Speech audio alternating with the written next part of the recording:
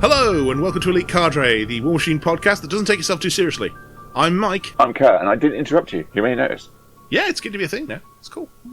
And I'm Dom. Yeah. See? But we did interrupt Dom doing his introduction. So maybe that's the new format of the show. Oh, I like it. I'm down with that. I'll make a note. I'm unclear on this. Anyway, we are all here with we've had a lovely weekend together quite recently. Why was that in quotes? Well, parts of it were lovely, parts were not. Let's just put that part in there. Oh, okay. Yeah. Having just returned from the Welsh Masters 2025, which we will always plug the Welsh because it is one of the best events of the calendar year.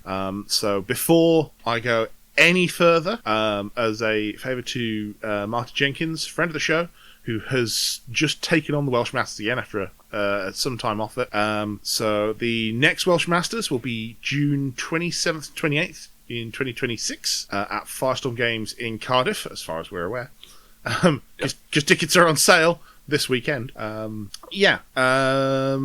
was a 65-person event this year, which is up a good half again from what it was last year. So hopefully we can keep going and that's 7 games. Regain its former glory. Let's go with that. I mean, I don't think it's ever been. It was huge. It was.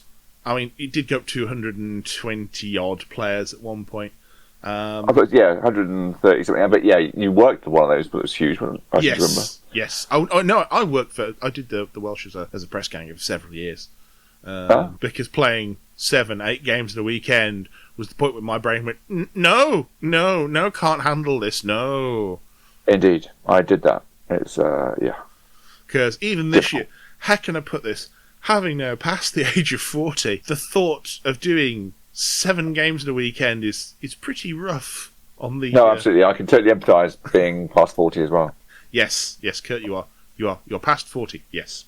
We'll leave it there. Yes. Yeah. I think you should. Yes. You shut up, Dom. I would like to point out I am also in the past 40 club. Yeah, it's the old men podcast, isn't it, really? Let's face it. I didn't mean to go back to previous discussions that were had of there being a seniors group and B, pipe and slippers after lunch. Yes, true. At events like this scale. So, for those unaware of the Welsh Masters, previously Welsh Open, first of all, congratulations. This must be your first episode of listening to us. Secondly... Have we talked about the Welsh Masters before? I may have used the Dr. Manhattan meme for the thumbnail for this podcast. It is 2015. They're talking about the Welsh. It's 2016. They're talking about the Welsh. It's 2025. They're somehow still talking about the Welsh. The Welsh is a tournament that's been held in Cardiff, with some gaps since 2010. I believe it's the first one. First one I went to was 2011. Yeah, me too. And I think aside from the first one, has always been held at Firestorm Games. That's my understanding as well. Yeah, it has always been one of the largest events in the UK. By sort of the populace playing there. It has driven a lot of the international involvement in the UK War Machine scene. I know that I've certainly played at least a couple of international players from Finland and Belgium this time round. There's a good carload of them of players from Belgium and a carload from Sweden and 2 or 3 Finnish, I think, as well. Yeah. From conversations that I had and looking at the stats a little bit too. Yes. People travel. And indeed, we did have, I think it was Woot, who was, very close to winning the whole thing. So won last year. Ah, okay. I can't remember that far back. He was back to defend. Yeah. Ah, okay. But yes, so and it's always been also a big community event of the UK War Machine scene. Everyone takes their weekend out to go to the Welsh, which has been this sort of big fun community event with a raffle and Welsh cakes and hosted by Martin, who is definitely a personality and wants people to enjoy themselves. So I think you'd be happy enough with me saying that. I think so. Yeah, absolutely. So we can have a I suppose it may be sort of Martin didn't run this year's, but on the basis that South Wales meta has definitely been slower to pick up War Machine again after pandemic and change of into Mark IV and all the recent changes. It's been slower, so he hasn't had to get the game, hasn't managed to play it as much. Didn't feel he could run it, and Steam Forge picked up the running of it themselves, which was fantastic of them. Yeah. But then in the meantime, Martin has been playing and even coming down to see us in Tiverton a couple of times to come down for Dom's hosted events, which has been really fantastic. Really fantastic to see Martin playing again. It's been great having him make the trip. He's a really good addition to the crew. Yeah, Martin is one of those people who whenever he leaves the scene, you know he'll be back. Because he's just such a kind of a force of personality on the UK scene. Oh yeah, he's quit a few times, hasn't he? Thinking about it, yes. Yes, yeah. I think it's the thing that all wargamers go through at some point. It's like, no, I've had enough of this game. I'm moving on. I'm doing something else. 3 months later, but what if I tried this new faction? But whether it's a different game or RC cars or whatever else, you're right. You just go, I'll just that might be different experience. Yeah, absolutely. Not everyone comes back, but a lot of people. It's very hard to replace the feeling that War Machine has as a war game. Even though I play other war games, there's something about War Machine that just clicks differently with my brain, and I think that it just does pull some people back. But anyway, enough about that. We can get onto the Welsh itself. So this year, 65 players held in I would say the new Firestorm, but they've been there for a few years now. It's like a new Albino Trolls, that is. Yeah. And it is a lovely venue that it has. It's the playing area is all upstairs for us. It is air conditioned. It is right next to the cafe. I think apart from one game, I had plenty of space for gaming, which is really, really nice. So any experience about the event either of you two want to talk about? Parking is adequate, but recommended to get there early on both days to make sure you can park unless you want to put your car halfway down the road or around the corner. Yeah. I would also say if the event does get much bigger, we may have what might be advisable is if people go onto the Welsh Masters Discord and we potentially talk about car shares, because obviously a lot of people are at a lot of different hotels. It might be good if some people could share cars on the way in if they're at the same hotel. I don't know how feasible that is, but certainly for this year you could get parking. Another 20-40 people. Yeah, it wouldn't scale that much. No. Well, I think that first of all they would have to open up the front customer parking, and that impacts their business. So yes, because no local customers will be able to park. Yeah. But that's No, it was sorry, Dom, go on. I was going to say it was a good weekend. This is the third one that I've been to, and yeah, absolutely what I expected. Oh wow! So you're a relative newbie to this. Yeah. Only 3 years. Wow, that's. So I've known Dom and been playing War Machine with Dom, I think, at a similar time that I've known you, Mike, since like 2011, 2012. And but yeah, no, Dom hasn't been to as many events elsewhere. Oh, okay. I generally like to stay at home, so yeah. But no, I eventually came to the Welsh. Must have been just after COVID, and really loved it. Even though that first one I was only there for a day because I got a foot infection somehow and could not walk, so I had to drop the second day. But it didn't put me off coming back. Weirdly, I think that first event was the one that I did the best in, even though I only was there for half of it. Oh dear! I mean, to say that you had a good time even after all that is testament to the event itself. Yeah. So yeah, okay. So I mean, for myself, it was kind of, it's almost that annual cycle. It feels like a year has ended and I can go to the new one ahead because this has happened so many times. Yeah. I can agree with that. You build up to it, don't you? As a Welsh, as the big event of the year. Well, no, I think more than anything else this year, there was certainly quite a build up to it because this year was the first year that it was fully painted. That doesn't really affect me. It doesn't affect you so much, but it affects everyone else in the community. Everyone else, yeah, because I'm the mug that always paints my armies anyway. Yeah, War Machine does not. It could be said have the best reputation for having fully painted armies on the table. For good or for ill. It is always more accessible if you don't have to paint. But at the same time, you're not likely to draw people in with armies of slate grey on the table. Which,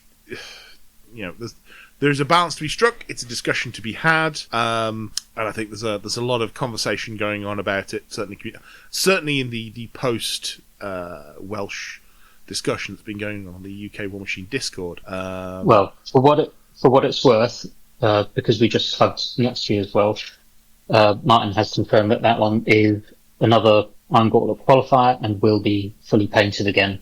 Yeah. Cool. And I think, this is going more into what we're seeing in the year ahead. I think that's going to be more of a theme. I think obviously you've got our new Masters springing up at the UKTC in Manchester. That Steamforged are partnering with a 40k and I think they do AOS at the same bit. I'm not sure, but I'm not sure. They're teaming up with a Games Workshop sort of based tournament event to put on a Masters there, both in Manchester and London next year.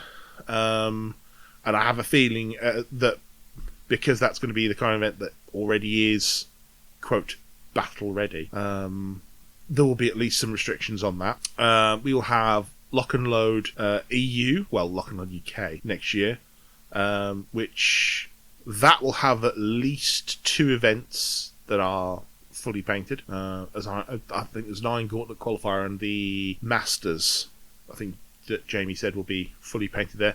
Details still to come on that. We know that it is in the Sheffield area, and it sounds like a pretty nice plan that they've got for it, but obviously wait for Steamforged to announce more on that one.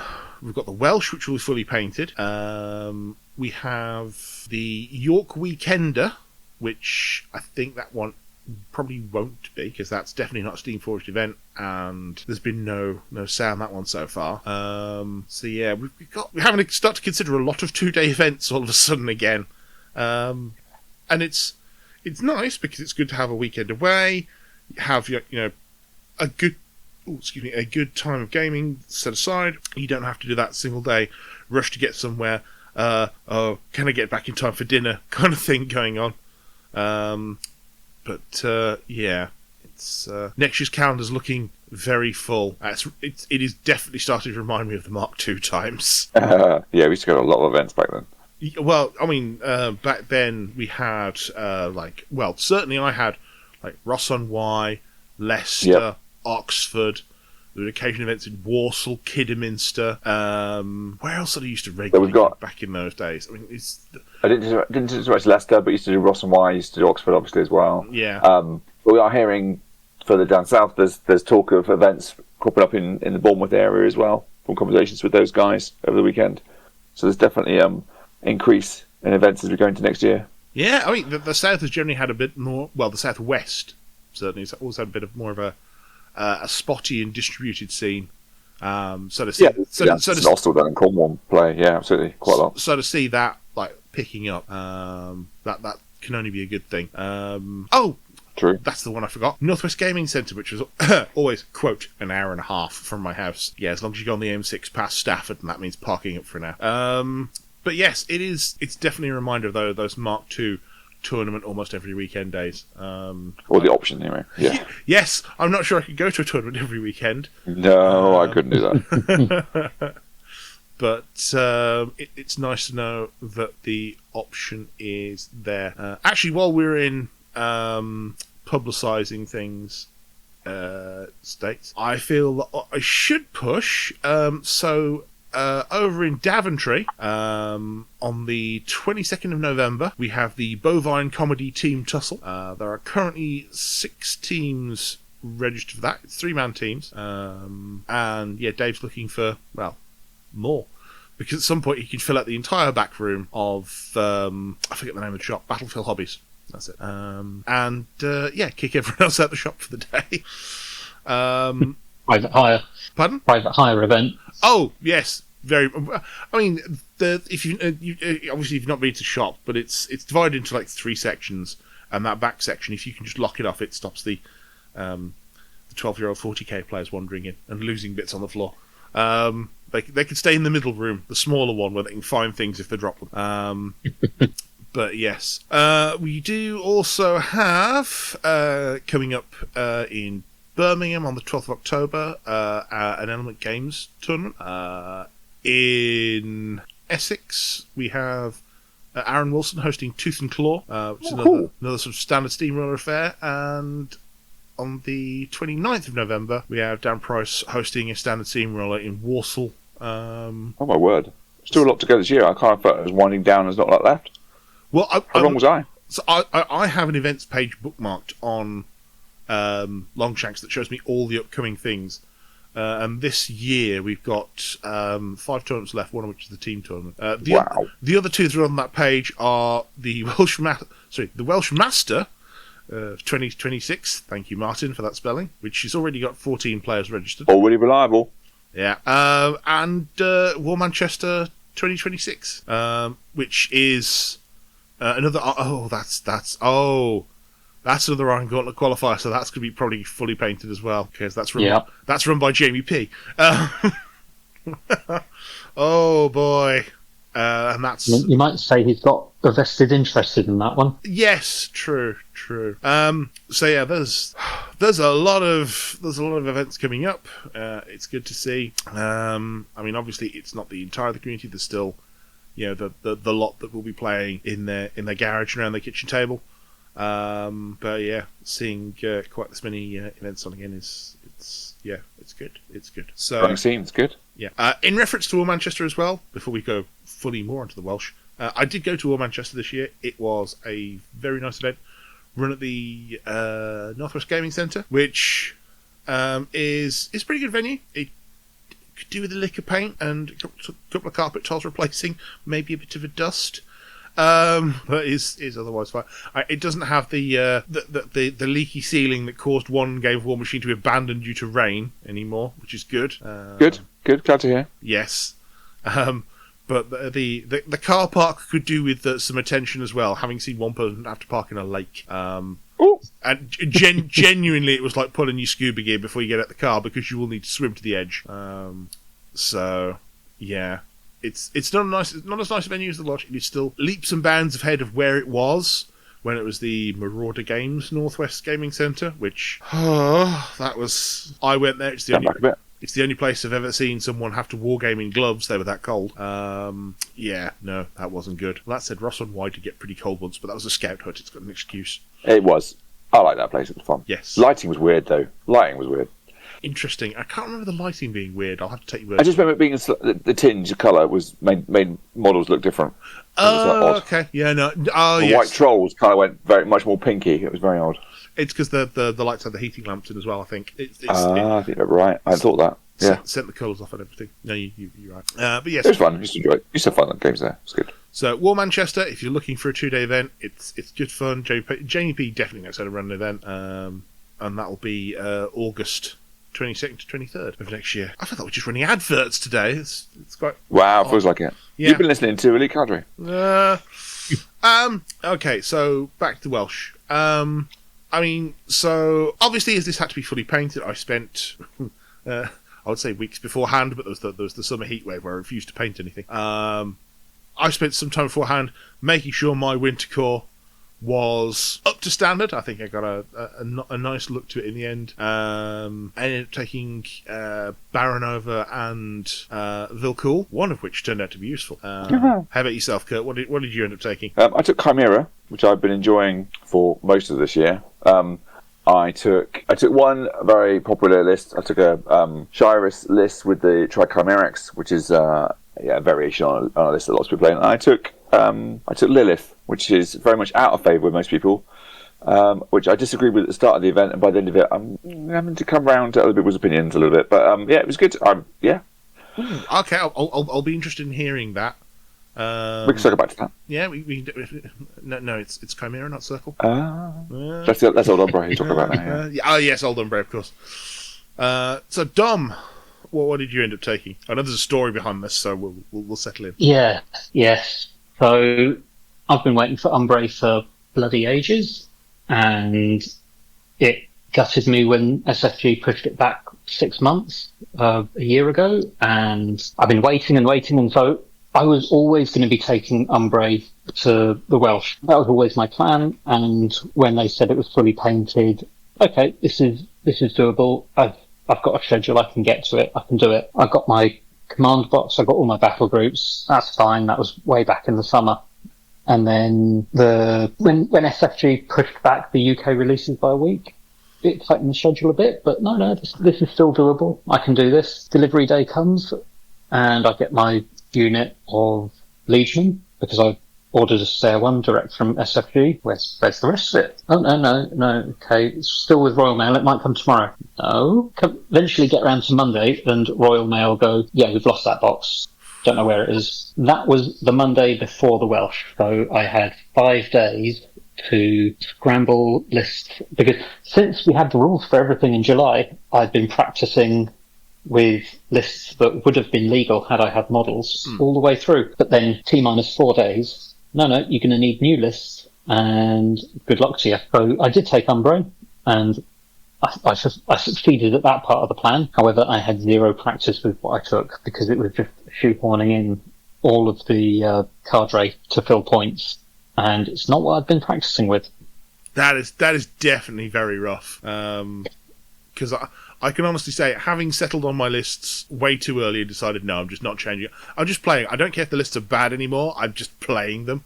Having experience with those lists probably enabled me to do better than I would have otherwise. Changing your lists about, a week before and not having the time with a new faction, I can imagine being... That's just horrible. Hellish. Yeah. Hellish, I think is the word, yeah. Yeah. I mean, I do attribute my standing, which admittedly was not last.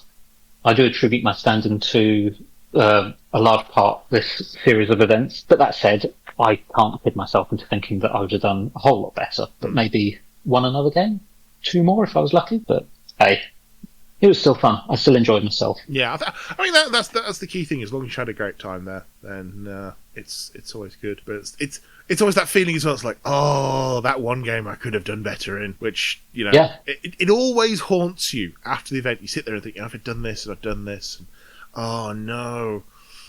But weirdly, I wasn't really feeling the lack of support pieces too much until my very last game, which was the mirror match.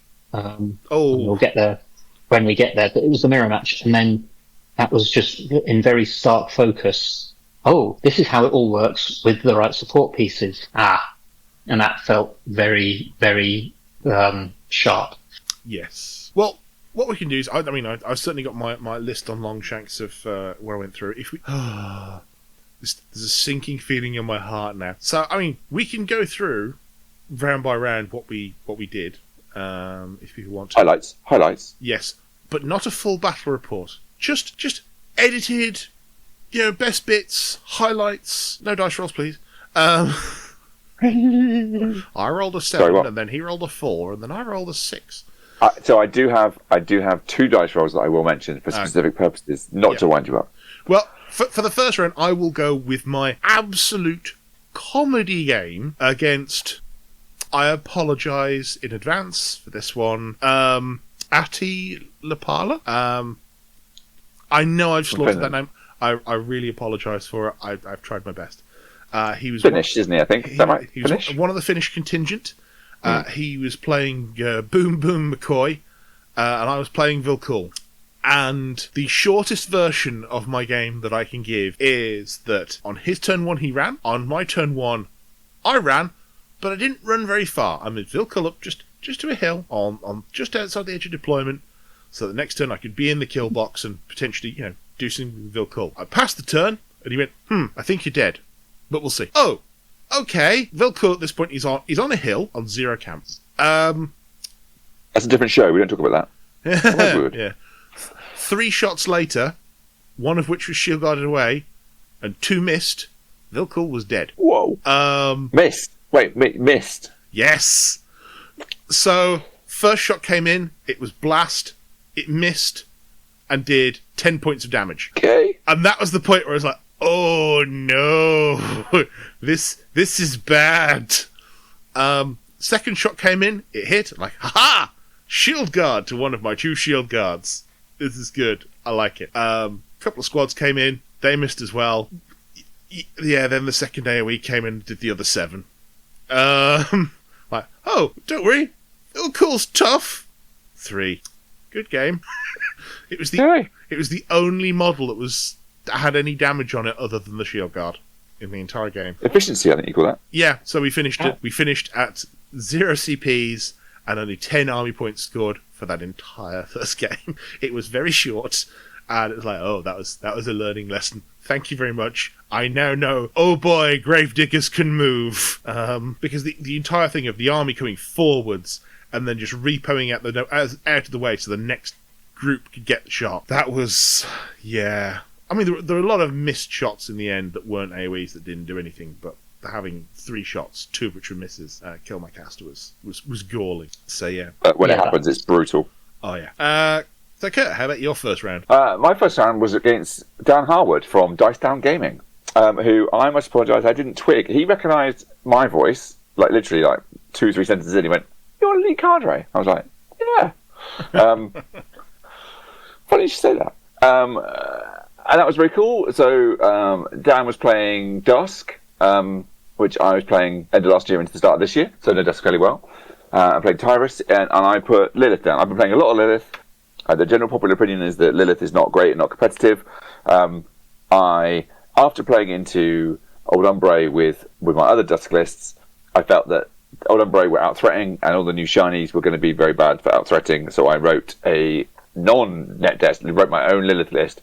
I played it a lot, because it could potentially out-threat Old Umbre, and was heavily armoured tick-a-tick punch. So instead of playing lots of range game, it was Lilith was the only real range. I had Aberration and Nostilla. I had a couple of very unpopular Draculians, the heavy armoured war beasts, a couple of Vipex, because you do a couple of Vipex, and the cavalry, and some support.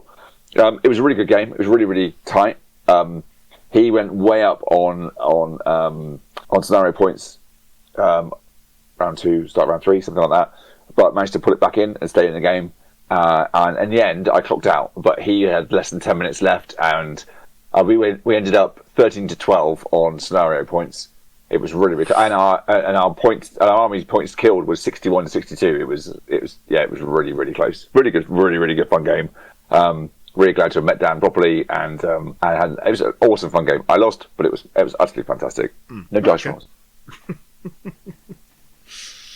Yeah, that sounds like a good one. It was great. Really enjoyed it. Didn't feel like I did anything horrendously wrong. It was just really tight, really close, and he just clicked it. I ran out of time, but yeah, and it was swinging both ways. My second turn, I think the time burn. I had a massive. Towards the Chimera, you always think about assassination because it's always on. It's always a potential. Yeah. I spent far too long debating assassination in round 2. I think is my own takeaway that I did wrong. If I hadn't, it'd have been tighter on time. But all round, really, really good game. Would really like to play Dan again. It was really good. Cool. Excellent. All right, so Dom, how about your round 1? In short, I got Chimera'd.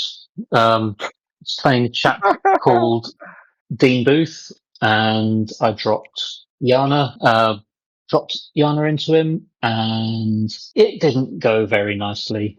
To be fair, I lost on scenario rather than assassination, but that Trichimerex is so fast and so dominating, and I lost the board presence for the scenario almost immediately, at which point I knew I was losing, and decided, can I even just kill the trike for army points for tiebreaker and for moral feel good about myself type victory? And the answer was no, just no. Bugger, innit? Yeah.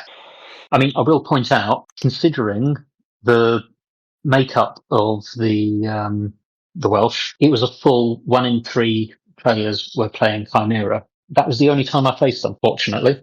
I'm not sure I could have done with more than that, but I'll take it. I played into them more than that, and I played them. So, overall, we had 12 Chimera players. We had 8 Dusk, 6 each for Storm Legion, Wintercore, Necrofactorium, and the Brine Bloods. 5 each for Sea Raiders and Old Umbre. 4 for the Gravediggers. 2 Dark Operations. 1 Storm Knights, 1 Thornfall Alliance, and then and 1 each for Infernals, Grimkin, and Crucible Guard. Now, what strikes me as interesting about that mix of factions is that aside from that 1 Thornfall Alliance and the 1 Storm Knights, that's all either new factions or factions that SFG's planning to release digitally. Yep. And I'm impressed with the spread. I like it. I think it's, yes, there are more coming and anything else, but not massively more. I mean, it is, but they are the most. I'm not going to try and say they're not, but it seems reasonably well spread. I think this is one of those, if you're going to take it to a scientific level and you knock out the top outlier and the bottom outlier. Yes. So you knock out the 1s and you knock out the 12.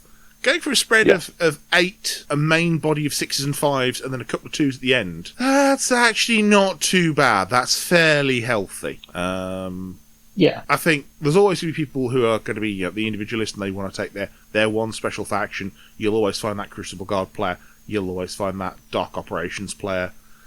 That's absolutely fine. I think we'll even see more Dark Operations now that we're seeing just some truly incredibly insane things being released on that 3D print version. We might come back to that at the painting table. Yeah. Okay. I've got to say, I'm looking. This is an aside. I'm looking at when the annual bonus comes in next year for us. If I'm still there, let's put it that way.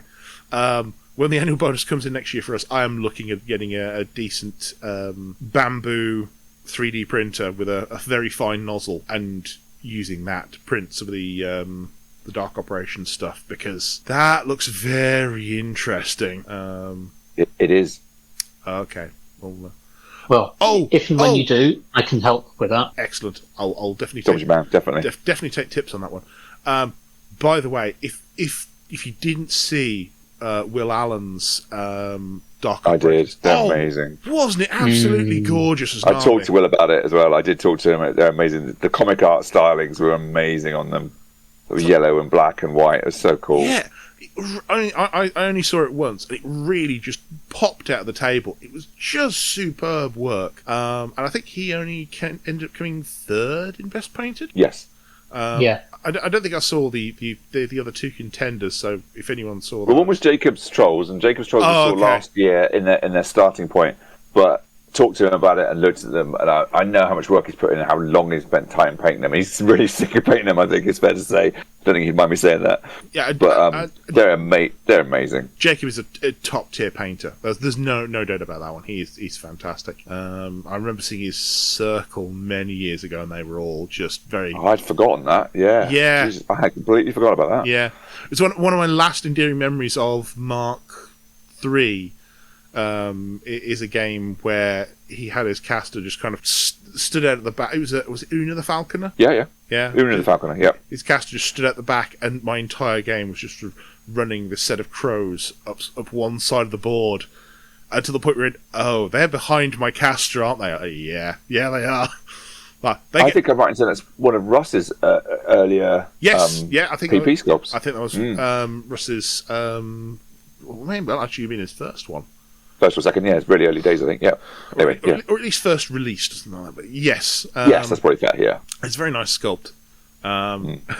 Just as a side point, having Russ walk up to the table at one point during one of my games meant, I'm backing Mike in this game. Like, why? Because I sculpted more of those models than your opponents. Tough. Very classy, Russ. Thank you. Yeah. You've just jinxed me, Russ, thanks. Not in that game, but we'll get there. Okay, so, having gone wildly off track... it's not like us. No. Yeah. Game 2, I ended up against a gentleman from Belgium called Tom Vananderoy. Nicknamed Huggy. Right. I'll go with his nickname, Huggy. Good. He was playing Chimera. Unfortunately, I don't have the casters for this one, which is upsetting.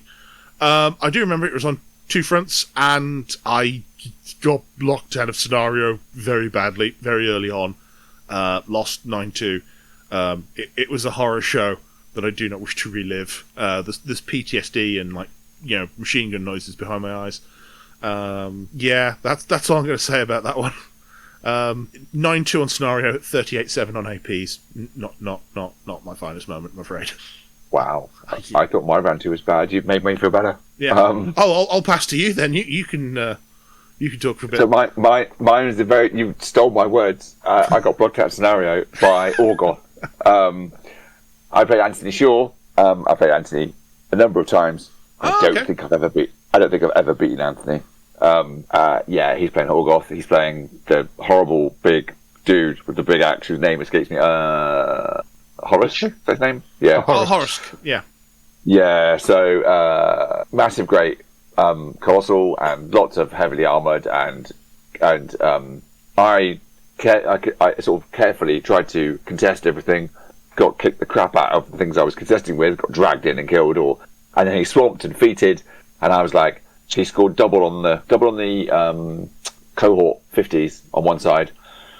So he went 6-0, and I was like, oh my god. Okay, so fundamentally, I have to take the other side away from you entirely. So I did manage, but in order to make that work, I had to make sure my cav could reposition back onto my flag in order to take both flags in order to stay in contention. I did not manage it. I managed to kill the stuff on the left-hand side, but I had to put 2 models in to make sure it died. Make sure one particular model died, and then I could not get them to contest back. He was very generous with me, helping with movement, and I still couldn't make it work. So he beat me 6-2. I was over quickly. I mean, it is interesting for all the claims that, War Machine is the hardest of hardcore games with win at all costs gamers. It's like, just how many people you get to the table with, and they do like, okay, I need to move here, and you work together to get things to a certain point, or the amount of times you lean across the table and go, okay, I can see what you're doing. Here's a reminder about what this model does. Does that matter to you? Yeah. And they go, oh, like, if you want to take back what you're doing, do it. It's fine. Yeah, even at a tournament. Yeah, absolutely. Yeah. It's like... I've done Anthony a long time. I don't know how long I've done Anthony. Not as long as I've known both of you, but quite a few years now. Yeah. I think as long as it doesn't get to the third reminder of, like, this model has stealth. Like, yeah, like, once you've been warned twice, I think the third time is like, you just missed this time, I'm afraid. Like, you've had your warnings, sorry. But no, it is good that, like, you can often work together with your opponent to say, hey, I want to be here, I want to do this. That's always good. Yeah, we tried to get that. We actually tried to get the positioning. He was like, well, you can get one model in, and you can definitely rip her back. I'm like, I need to put 2. There's no way one's going to definitely kill him. And one did kill him, but it toughed. So the second one was necessary in order to kill it. And then there was just not the positioning to rip her back. It just wasn't going to happen. So, yeah. 6-2. Yeah, second loss. Yeah. Okay. So, Dom. Yeah, so my round 2 was against Mike David, playing Necrofactorum. Oh. And... For reference, the first Welsh Open champion. Now, this will become relevant in a minute. Because we got to the table, and he mentioned this was his 3rd or 4th Mark IV game at this point. Oh, okay. So I go, internally, I might have a chance. Rub in your hands. Yeah. I'm not above clubbing baby seals like this. This might work for me. And I fed him 80 army points that game. I was effectively cabled. Yeah, he was playing. Essentially, it was the cadre led by Kythos with Malefactor and all the Cephalixy stuff. But that hurt. That really hurt. I've played Mike in the past. He's always been a good player, tight player, and just he's always been good. He's always been, even when he's been out of practice, he's always been pretty good in my experience. Oh yeah, it proves that the muscle memory is still there. It also proves that for all of the people who've said, Mark IV is radically different, it's like, not as different as you think. Like, there's still a lot of relevant skills in there that's still, you still need quick decision making and the ability to look at a unit and go, what's relevant here? How can I win on scenario? How can I grind my opponent to the dust? I will still take having played playing against Martin in one of his first games of Mark IV. I'm still taking that win. Thank you very much. Oh yeah, no, absolutely. Like I won't get another chance. There is no shame in taking the win when you need to, but yeah. Oh, do you only need 3 points ahead of me to win? Yes, mine. Good game. Oh, yeah. I know. I have done that at club recently. I'll take that though. Against Martin, I'll take it because you don't get a second chance. No. Jenkins is under it all. under that appearance of the fun-loving rogue, but Martin is a good player at heart. Yes. And that often comes out. Okay, so that is our round 2. I believe we're all like 0-2 at this point. Yep. Yes. Yes. It's not going well, should we say? So I feel at this point I should interject that my goal for this one was to do better than last year. Last year I went 3-3 and finished exactly in the middle of the table. And I thought that was with trolls. I'm like, Chimera, competitive, aggressive. I could do better with Chimera. Yeah. Let's keep going. Yeah. Okay. So moving on from there, we move on to the point where at least one of us is certain to win, because my round 3 was against Dom. Yep. It was on my favourite scenario, as we all know, payload. Refer back to a previous episode on Steamroller. Yes. Yeah. Scenarios. I went with Vilcool. Dom, you went with Lycia? Yep. Yeah, Lycia. Lycia, who I'd recently played against, and I had underestimated threat ranges on that one, and found out that the 15-inch primeval charge from downtown was a heck of a thing. And living the dream. Yeah. I mean, in the end, you went up on scenario and you forced me to play the Vilcul assassination. And at that point, it was purely positioning and dice. Like, could I get in the right position and could I get the dice? And on that occasion, I pulled it off. But equally, if you'd positioned a couple of inches to the left, or I think it was there wasn't much in it. Yeah, it was where you'd positioned after your refuge, because I couldn't. There was one wall between Vilcul and Lycia that if you'd managed to get back behind, those numbers aren't good. Yeah, I mean, you say a couple of inches. I think it was probably even down to like half an inch. Yeah, it was splitting hairs really for the placement. But I will have to say, I think our game was one of my favourite ones of the whole weekend. It ended up being, there wasn't a lot that got killed in whole on the table, but I think there's a lot that got damaged and roughed up, and it was very cagey. So I think we were both aware that the other one had toys that could go, yes, you will die. Yeah, I think you also played a very different list to the previous one I played against, because that was... did you have any of the sword primevals? I can't remember. No, with Lycia, I only take the spear ones because Pincushion is lovely. Yeah, that Pincushion makes me just so scared, frankly, because that's a great way to just remove stuff from the table. Yeah, no, I don't like it. Make it go away. Make it stop. But yeah, 2 of the hunting spear primevals is nasty, and you'd also got Vilcul and Razor on there. Yeah. I'm interested to know across the weekend how you felt that 20-point unit functioned for you. I mean, caveated with I hadn't actually played the Super Solo version until the run-up to the event with my last-minute list. So I can guarantee you I did not use it optimally. But you mean our practice on Thursday before? I think I might have had a game with Dan before that. Oh, yeah. But yeah, we're talking 1 or 2 at that point. It's a mixed bag for me.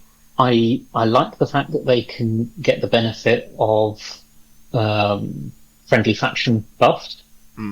I can see a place for them in with Bodan, because Insight is going to be a dream on Vilcul. Oh, for the plus 2 damage, yeah. Plus 2 attack and damage.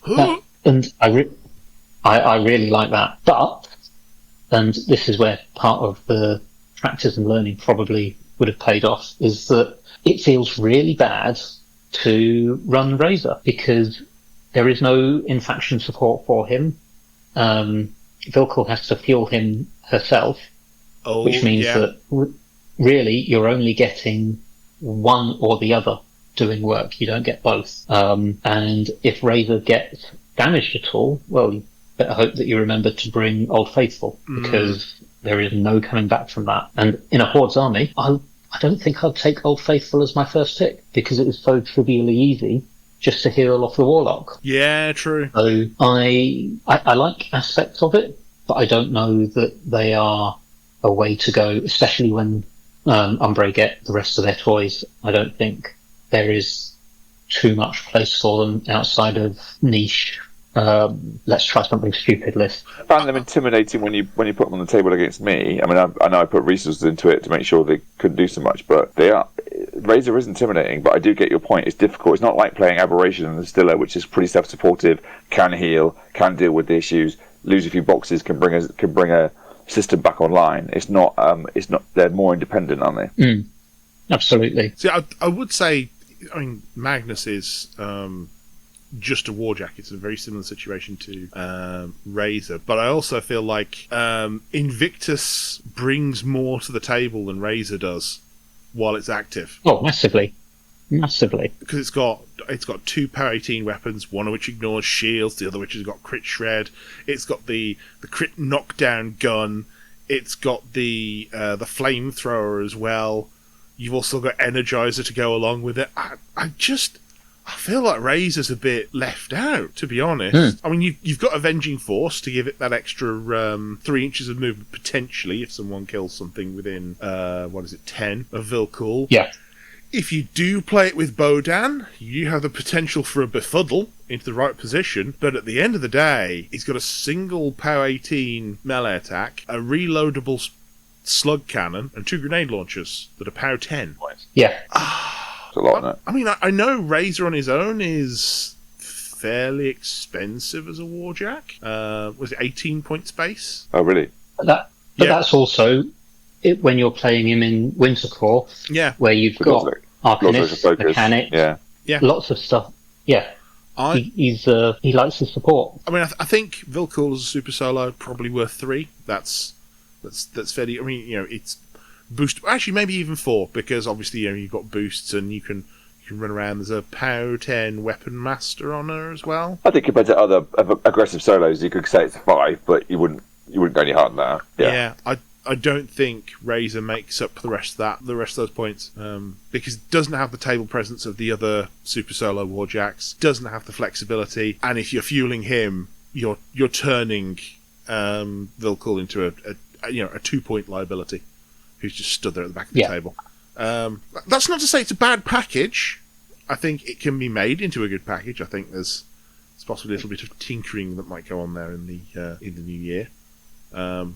I hope so. I don't think it would take much, but Make it a bit cheaper, perhaps. Make it a bit cheap. I think I would also find some way to have Razor either generate or be able to gain extra focus in Old Umbre. Just because. Oh, that's even worse. Vilcool's only Arcane 4. Yeah, she is. That's what I mean. Is if Razor is doing something, she is not, and vice versa. What on earth were they thinking? Maybe it play tested way too strong. Sort of straight out of the box, and therefore they turned it down so much. She's 6 normally. Yeah, she's 6 normally, which means I'd have expected to get a Magnus's Arcane 5 Control 12. Yeah, which is to say, Magnus or Carver kind of level. Yeah. Yeah. It could be. It could be that maybe they ignoring Razor, Vilcool with 5 focus was too much of a solo, and that's why they had to cap it. I mean, you are looking at a speed 7. Power 10 Weapon Master, but at the same Power 10 Weapon Master with Wardbreaker. But still, that feels rough. In all honesty, yeah. Either way, I think we had a very good game. One that kind of had you definitely going ahead of the start, and you forced assassination upon me, which was you forced me to win. I'm afraid. Yes. This is the thing, though. This game is what changed the rest of my tournament look like. Once I've got to that point, it was like, okay, I've got to go for the Vilcool assassination. Every other game with Vilcool then became, can I put myself more into a position where an assassination is possible? And we'll see how that goes. So you're saying I helped? You actually did. You forced me to reconsider how I was playing Vilcool, because I was playing Vilcool far too not cautiously. But I wasn't. Defensively. Yeah, I wasn't looking for that breakthrough. I wasn't trying to force things. And it can be a trap, so you've got to be careful. But yes. Oh yeah. Yeah. So anything else you've got on our game, Dom? Or No, I think we've covered it all. okay. Kurt, your round 3. My third game was against Graham Keane, who I believe is your neck of the woods-ish. Yep. Yeah. Graham is one of our locals. Yep. Who don't think we've met properly. I've seen him at events. I think we might have played absolutely ages ago, like years and years ago. But it's a very faint memory, probably from I don't know where from. He was playing Signar Storm Legion. Yeah. And he put Huxley on the table. Oh. Yeah. So I played Lilith again, thinking line up the Vipex assassination as he comes towards me, dance around his jacks a bit, see if we can snipe him out, that kind of thing. Because Huxley is sturdy, but he's not. His stats aren't as sturdy as the model looks, in my opinion. It started out fairly evenly, but I looked at assassination on turn 2. I thought, no, that's not on. No, and he came towards me a bit more. I put cavalry up on the left-hand flank just to contest and shove him off, and started to feel quite confident on scenario. He brought the general up in his following turn, and I thought, looking at the distance between things and the ability of the Vipex to sidestep, I could charge. I could get Hunter's Mark off on the general, charge long on the general with my killer Vipex, bounce off into another one. The other one, he was like, yeah, but if you do that, then you'll get pushed back because he's got positive charge, the shield thing that shoves you back, whatever it's called. Oh, yeah. On the other heavy, and I was like, oh, which round does that happen? He said, I think it happens before your sidestep. And I'm like, are you sure? We looked it up. I'm like, I like that even better. He said, what do you mean? I went, because I will you'll push me back to here, and I'll sidestep straight into your caster, so I'll get to your caster in 2 sidesteps. He was like, oh crap. Yeah. So then all I had to do. Was to secure Hunter's Mark on the general. Depth 13, so I need 7. Put my arc node in position, activate caster, move forward, do something else, and then go to cast it. Boosted. Could I roll a 7 on 3 dice? No. Could I do it a second time? No. Oh no. Missed it twice. So I left my caster on 0 on no camp and 0 camp, which I think is another podcast or YouTube, and which wasn't a complete disaster straight away, but did charge my Vipex into the general, thinking, right, the general's too close, I have to kill the general. Took the general down to, guess how many boxes? One. And he had fully operational Jack with this upkeep spell on it. I can't remember what it's called. Failsafe. Failsafe had failsafe up on it, so it was like, I don't care. So he then set up, and was it? I think it must have been the next turn, but it was very. I thought he's gonna, and I then flooded in to protect my caster to make sure there were different angles. Just jumped straight into him, and obviously jackhammer is a real risk with Huxley. You bring your jack in, he has the repo, they come right in with repo, and then he gets into position and jackhammers the hell out of you, which is fundamentally what happened. But there were lots of steps in between. But he got the general into range of my caster after clearing house a bit here and there, and then jackhammered her, I think 3 times, and she died. Because he could feet and get his focus back. That was both. It was even on scenario, 2 all on scenario, but 44 points to 6 on army. It was like, stuff died. I was like, I've got assassination on, definitely get it. Pain. It was going so well until it wasn't. Indeed, it felt fairly evenly matched. He felt it was on the back foot from early on, because Chimera can give you that impression as they come across the table. He had a lot of armour, but I wasn't that intimidated by the armour because I was thinking I was going to go around it at some point. I'm going to take the punch and then go around it. No, not on this occasion. Good game though, it's fun. Cool. Well, yeah, that sounds very Huxley to me. I've faced into that army and similar ones, and yep. I was aware of it, but you kind of got to, you can't run away from it because then you lose on points otherwise, don't you? It's a big wall of jacks. It's walking towards you. It's going to hurt. So, okay. And now to the final round of day 1, where I think the batteries are a little worn down at this point. People were kind of just ready for the end of the day, but hey, you've got one more game to go. So I ended up playing into Chris Ferguson, who's from up north. This was the K-Door mirror match. Well, the Wintercore mirror match. We sat down at the table across from each other and said, okay, what are your casters? Baron Over and Vilcourt. I see you're a man of culture as well. We haven't both the exact same casters, but radically different lists. which we didn't realise at the point where we sat down. Like, okay, fair enough. I made a poor choice of list here. I should not have chosen Baronova. It was a bad choice. It was a very bad choice. I'm not saying I lost on list selection, but yeah. Picked Baronova. Started off a game, and he picked Vilcool. Started the game fairly strong because I was doing to him a version of what was done to me in game 1. I was just getting blast damage consistently on his caster, and took like 10 points off him over a couple of turns, which, made him back Vilcool all the way off into a corner, but I then lost my Colossal really cheaply for it. I had all the Man-O-War streaming up the left-hand side of... Wolves at the heels. Yes, that's the one. Yeah. Which meant there was an entire flank of the table that Chris just could not contend with. I don't think I eventually even lost one of the Man-O-War. It was just this stream of like light warjacks waltzing at one side of the table. But I couldn't stop from losing on Scenario on the other two, on either the centre or the right-hand side. So eventually there came a turn where I tried my best, but could not get back within that 3 CP zone. And because of the way things had worked out with him just killing the Colossal and me advancing into him but not doing much, it looked very unbalanced on points as well, at 41-5. Oh, wow. Yeah, well, this is the thing. I'd kill things, but not complete units. It's like, I had his left-hand Bison dead, like 2 boxes off of 1 unit of suppressors. And, the next turn it was going down, but it was also engaged and couldn't do much, especially against stuff it couldn't get blast damage on, and Power 19s weren't really doing the trick, because even if you land a Power 19 on a Man-O-War, the Man-O-War goes, and? Yep. A lot of the time, because a Power 19, you still need to run 11 to kill. An 11 to kill the Man-O-War, I keep trying to say Demo Core, and it's not. Man-O-War Wrecking Crew. Yeah. But my Wrecking Crew were also Iron-Fleshed. Ow. Yeah!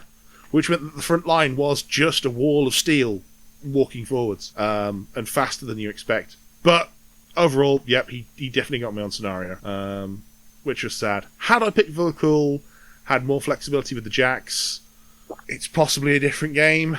But yeah, that was it. So, lost it on Scenario. How about yourself, Kurt? It was clearly around for Wintercore, because I played into Wintercore. Cool. Yeah, I played Mike Taylor, who, while we were chatting, realised that he used to be a regular gaming mate of, I don't know if you remember this name, Alex, I think his name was. Alex Smith, who used to be, or still technically is, part of the podcast.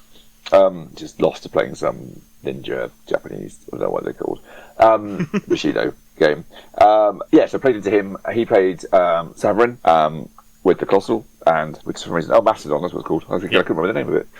And I put Lilith down again, as I felt that was probably a reasonable shout into that. Because you have a variety of different bits and pieces on the table. I can't quite the whole list, and I'm not going to bring it up to quote it out. But it was a variety of different things, of different units, and came up. He went first. He was very aggressive with the Mastodon. It was right in the middle, as fast as it could go, Saverin can make things quite fast. And as he was finishing his movement, I went and talked to a judge quietly, because I wasn't that far. I was actually behind you, so I wasn't that far from the judge's table. And I went and said, "Can I stagger a Colossal? Is there any way they could stop that?" Oh, it's this game. Could they? You. I told you about it at the time. You. Go on. Yeah, you liked this, didn't you? So went after one of the judges, and he went, "I don't want to prejudice it. I'm going to look it up, but I do have an opinion. But I'm just going to go and check." So I went back to the table. Anyway, he came over and went, "What's the scenario and why?" I went, "I want to know if I can shoot full draw with Lilith at the Colossal." Which as soon as he finished his go, I then measured the distance, including movement, and I was like, "Definitely shoot it."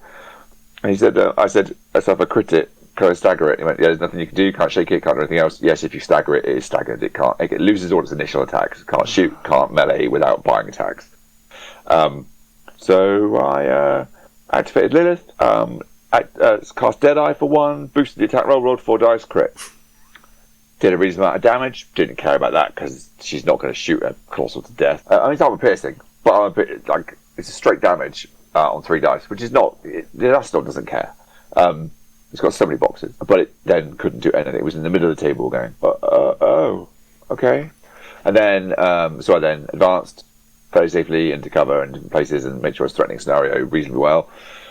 And then he came back at me and he was like, "Oh, I think," and he was eyeing up cleaning my caster. I'm like, "You're staggered." And he was like, "Yeah, well, I can still do this." And I went, "You can't shoot unless you're buying attack, unless you've got reload on any weapons. You're not shooting." And he was like, "Oh."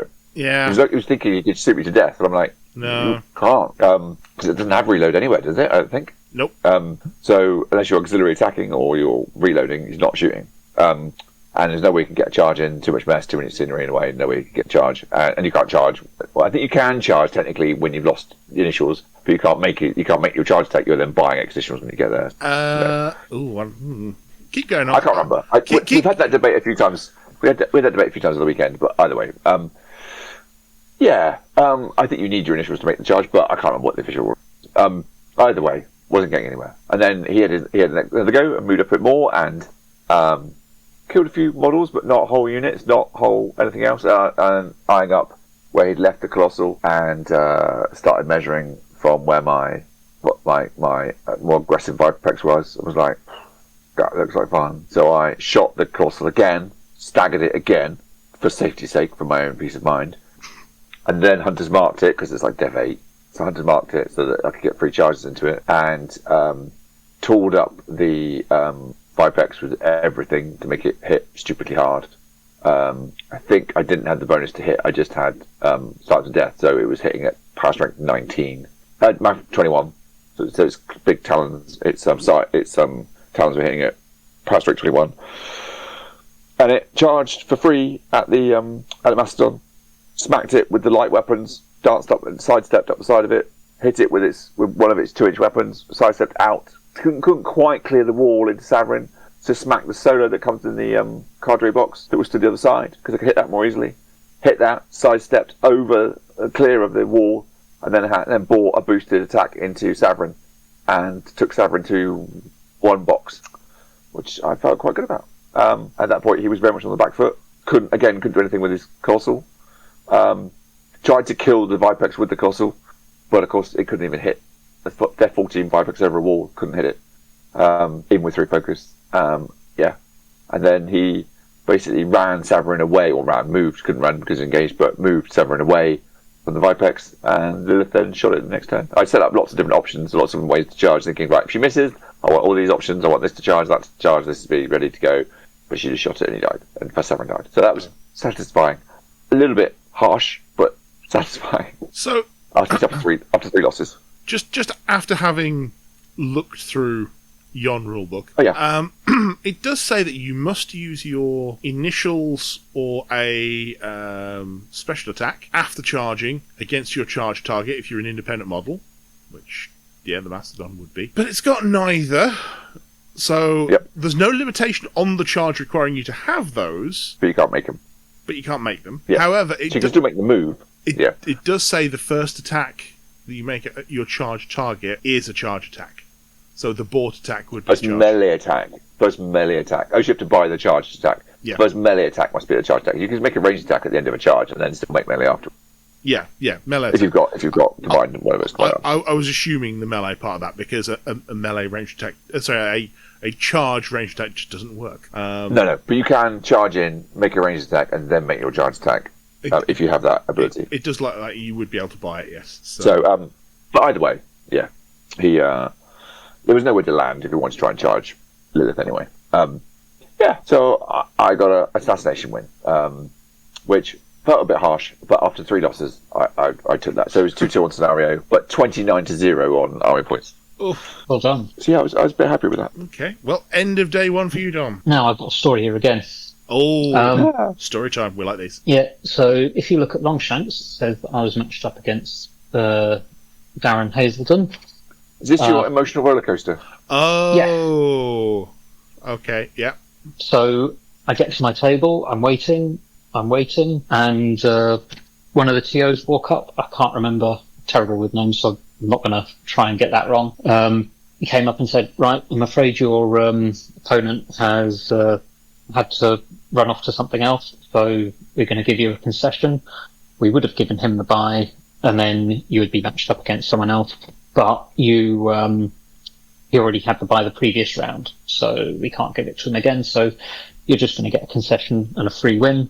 and you can play against the person who's got the bye. Okay, fine. I'll take a win. Yep, sounds reasonable. Yeah. So I'm still there waiting for the other person to turn up, and the TO comes back again. We've actually had 2 concessions this round, so what we're going to do is match you up against the other person who is opponentless, and that's going to be your game. So you're actually going to have to fight for your victory now. No more free wins. Oh, that's a sad feeling at the end of the day when I've just been told I've got a free win. So at that point, my opponent turns up, and it's Rob Essex from the Bristol crew. Oh yeah, cool. Played him a few times. Nice chap. He's playing Dusk, and we started doing all the pre-game normalness. Weary as hell at this point, obviously. And the TO comes back a third time, and because the round had already started, they could not change any of the matchups at that point with the free tier of Longshanks, and so we both got concessions, we both got a win, and we can still play just for fun. Awesome. Sounds excellent. Yes. Excellent at the end. Excellent at the end, but I can see why there was a stress there. Lots of up and down. This was my only win of the weekend, but I don't feel like I cheated the system for it, because I actually did pull a victory against Rob. Oh, nice. He played Azeroth with the Phantasm, which is scary as hell. I was playing Yana. I think of my 2 lists, Lycia is the one that I was definitely preferring. It felt better on the table at the weekend, but because there was no stakes, well, I'll take Yana just for the lols and see how it goes. And that's the Bear Rider, is it? Is that right? Yeah. That Phantasm moves fast, like super fast. Like before I knew it, it was 3 and a little bit inches away from Yana, which is not a good place to be with a 3-inch melee on a Colossal near your Warlock. No. So pulling out, looking at the table for a good amount of time, and I had Yana step forwards, lob a spear at a little mechanic-y type dude way in the back, who was... There wasn't enough space behind the wall for all 3 of them, so one of them was in front of the wall. Lobbed a spear at him, killed him, repoed forwards. But I think there was a wild aggression in there as well somewhere. But then yeeted Strix miles down the table and attacked Hazaroth over the wall, who had 2 focus on him. Burnt through the focus and left him on 5 health, at which point I looked at the table some more, put Rush on a feral who was absolutely not spec'd for anything but support, who was then able to advance, jump over the wall, because it wasn't just Rush, of course, it was Conferred Rage, hence the lobbing the spear. So at that point, base speed 10, so advanced 10 up the board, forced to jump for 5 to jump behind the wall that Hazaroth was standing behind, at which point the feral was out of control range, so it was just the 3 initial melee attacks to get down through the last 5 health. And because wild aggression, boosted attack rolls really helped. Yeah. But that was my win, and it was so close to being a Dejana by about 1/4 of an inch. Oh, okay. But yeah, I was happy with that's how my day 1 ended. Yeah, no, it is always nice to go out on a win at the end of day 1. So at this point, we are all still in the same bracket of 1 and 3. And the day has ended. I will say after day 1, I was a ruin of a man. My entire evening was drive to KFC, go to drive-thru, consume chicken, sleep. I was a tired person. Matt and I shared a room, and we put TV on, had some food, and I think Minority Report. iRobot was on at 9. We put it on, I'm usually quite a night out. I'm usually up quite late. I did not see the end by Robot. I think I was out way before 10:30. Okay. Which is very early for me. Very early for me indeed. Yeah, I had the same experience. It's like, it is 10:30. I need to close my eyes, just lie down. I am old now. I need to go to bed. Like, it's really weird. On other evenings, I'm like, 2 a.m. This is fine.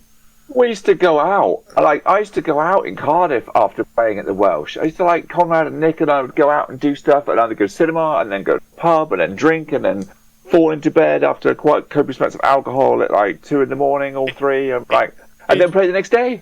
In fairness, Conrad was fairly hardcore. Let's just put it that there. You know. I used to do that, and I just wanted to go to bed.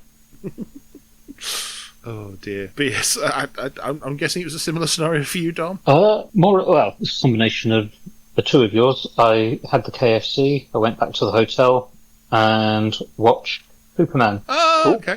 Which I do like rather enjoyed. I like new Superman films. Very good. No, the new James Gunn Superman was pretty good. It gives me hope for the future of the DC movieverse. Let us not slip into that conversation right now. We'll come back. Let's revisit that another day, because you and I have talked about this a few times.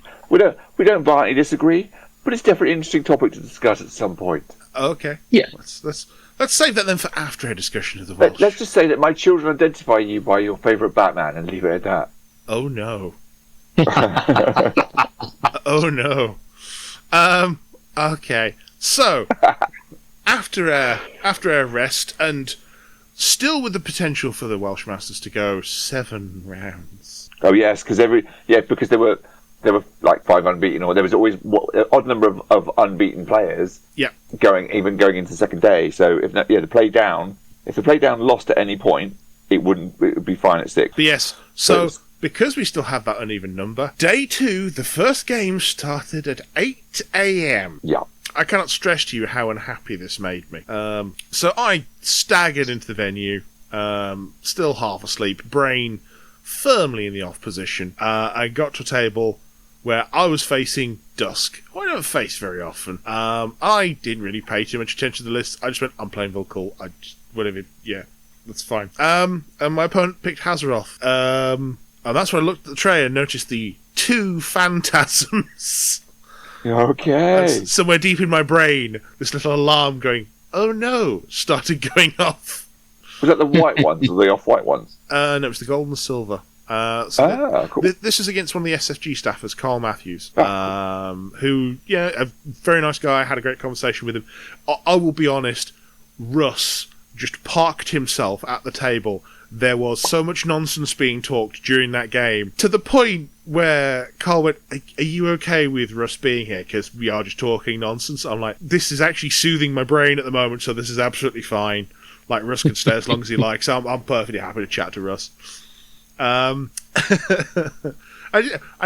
bless him. Russ did say to Carl, it's like, of all the people you could face on a Sunday, Mike is probably your best option at this point. He'll break you in gently. Oh, okay. Wait, I'm not sure if that's a positive thing or not, but okay, we'll take it. Yeah, what do I say? Yeah. We'll take it. But yes, so Hazaroth, double Colossals, double Cats, double the Spearman Soulless Guardians. Sounds really fun. I like those lists already. And 2 of the is it the Void Shapers? Sorry, the what? No, one of the, I think there's 2 Void Shapers, and there's units that can give the focus to the. Oh, the support units. I can't remember what they're called. Yes. Yeah. The Arcanists, something like that. That's not quite right. Yeah. Yes. Anyway, they are there, and I'm sat there going, "There's no way I can deal with 2 Colossals. This list doesn't do it. I can't. There's nothing." Okay, fine.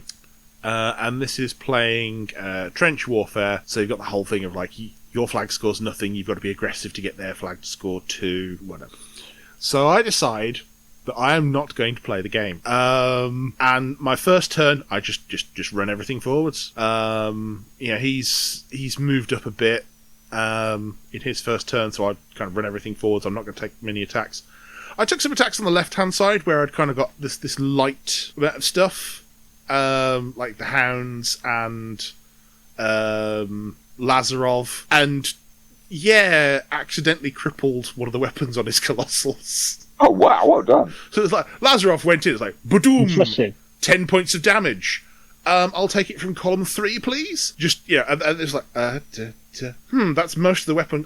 I'll fire the chain gun at him as well. Oh, that takes out his weapon. Oh no.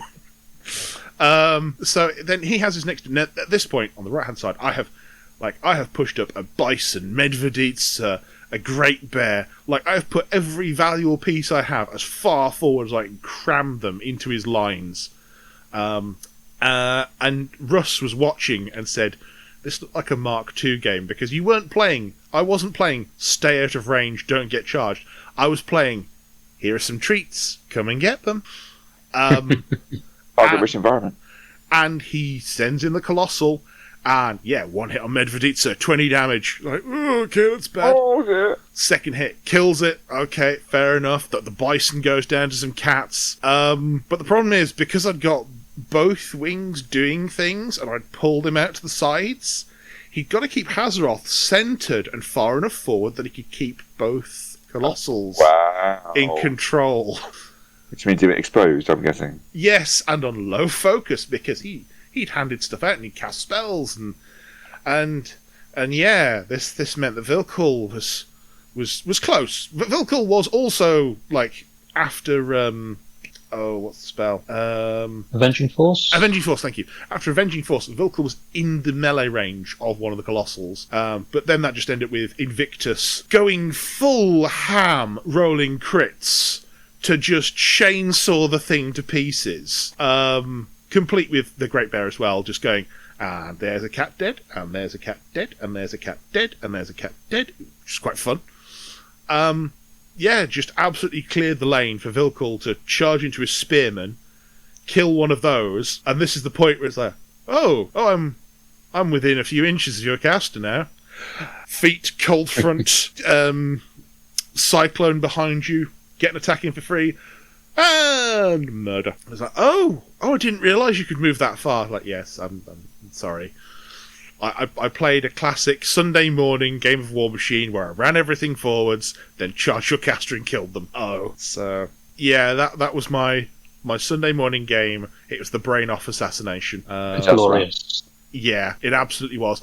The funniest. Was it quick? Did you have time back as well? I had like an hour and a bit left on the game. It was. I hate you. Yeah. But the funniest thing was that Colossal with a crippled weapon, it came in on his second turn. In its melee range, 3 of the shock trooper gunners and the hounds. Now, bearing in mind, this is a Colossal, fully fueled, admittedly with 1 crippled weapon, and 6, I don't know how to say it, small and medium base models in its melee range. By the end of the turn, it had killed 1 shock trooper gunner. Oh my god, Jesus. Wow. Because it crippled weapon, it goes in on the shock trooper gunner, needs 6s to hit, doesn't get it. Then tries multiple attacks on the hounds, hits once. Oh. Scribala Tufts. The Death 14? Death 14, needs 8s to hit. Yeah. I goes, don't worry, I'll just buy another attack because he's already down. Like, no, he's in shield wall, he's not knocked down.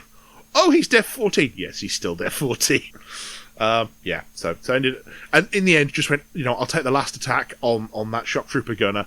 Yeah, okay, squelches to bits, but that was the most miserable turn I've ever seen for a Phantasm, and it just warmed my heart inside. I feel bad for the Phantasm.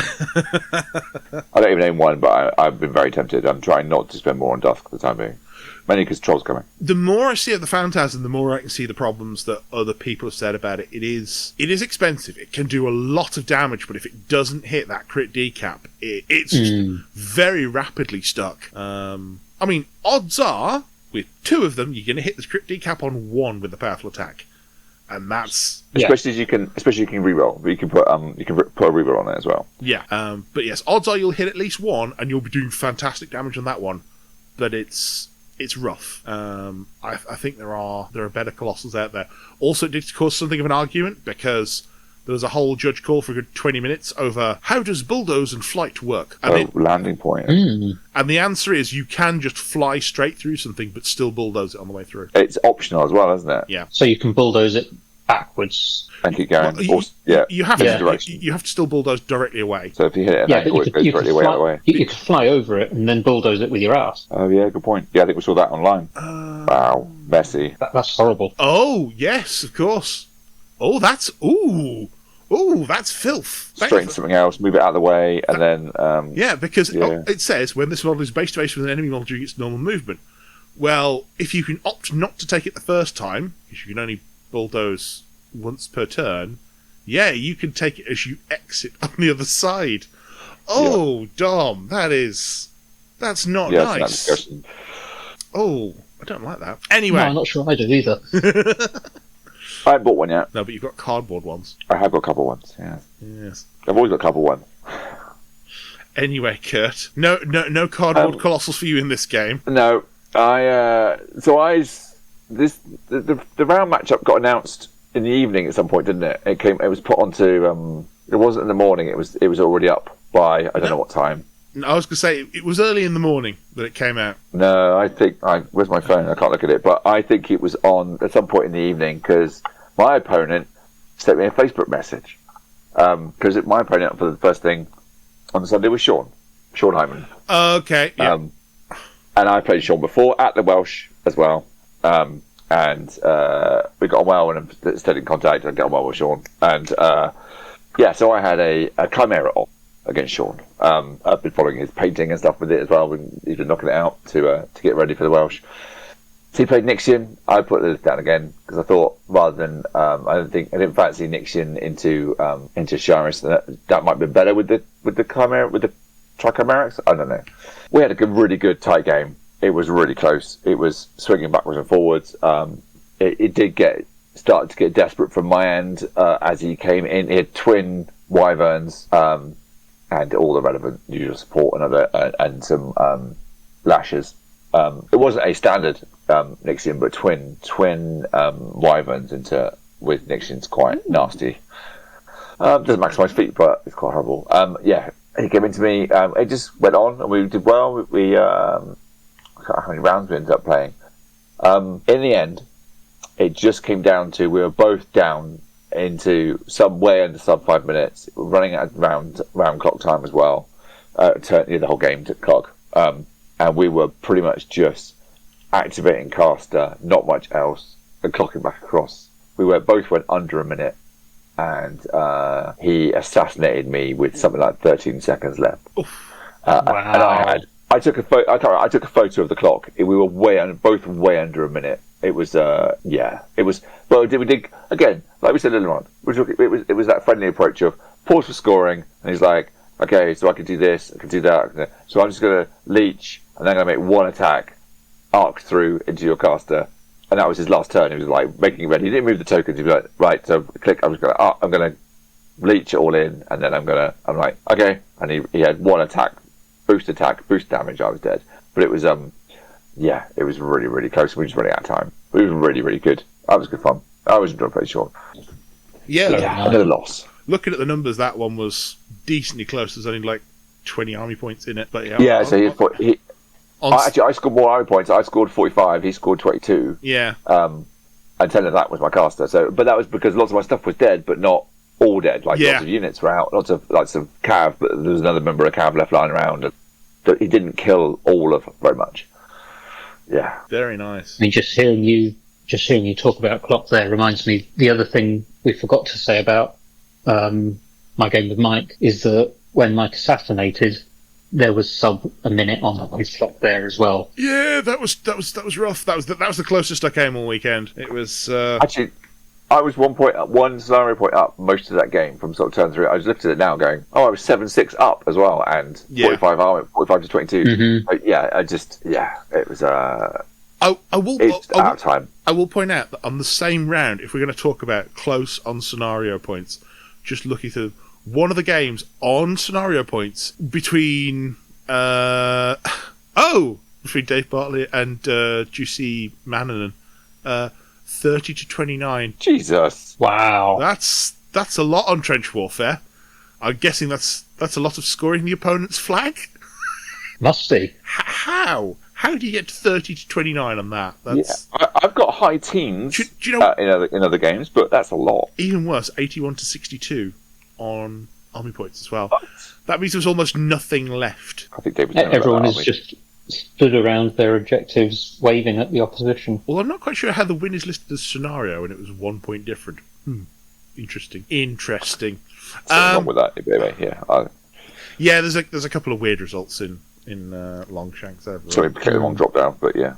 Actually, no. It could be clock and then win via effectively 1 point on scenario. Yeah, Deathlock is technically a scenario win, even though there is an option for it on there's Longshanks. There's a list of conditions you have to go through on Deathlock. It's like if you're up on this, you win on scenario. If you're up on this, you win on assassination. Okay. It's actually more nuanced than you'd think. Although weirdly, I don't know about yourselves, I don't find clock out happening in my games pretty much ever anymore. Not much less. Much less. No, not like it used to be Mark 2, Mark 3. Yeah. Agreed. Yeah. I'm not saying that not for myself and not for my opponents. Something usually happens in that time span. As you start to run out of time, you go for the desperation and stuff and just die, or yeah. Yeah, it's like the whole thing of when the game turned to a limited number of turns. People complained bitterly, and then they realised that that's the number of turns they were usually taking anyway. Yes. Yeah. So, yeah, cool. Okay. Dom, I believe we're in round 5. My round 5. This was against a chap named Glenn Few, playing Winterfall. He took Sakura, I went for Lycia, and I just could not crack the armour. It was full on, all the mana wars, all the armour, all the heaviness. It was a wall of steel just coming over the board. I don't mean to sound bitter, but now you know what it's like. Yes. Playing to you playing that enough times. The hilarious thing is, it was almost identical to the list I took to the Welsh last year and just utterly stomped. So, hey, I don't think the measure has moved around that much, but evidently arm skews may be a thing again. But yeah, it was just a very slow steamroller of a wall coming forwards.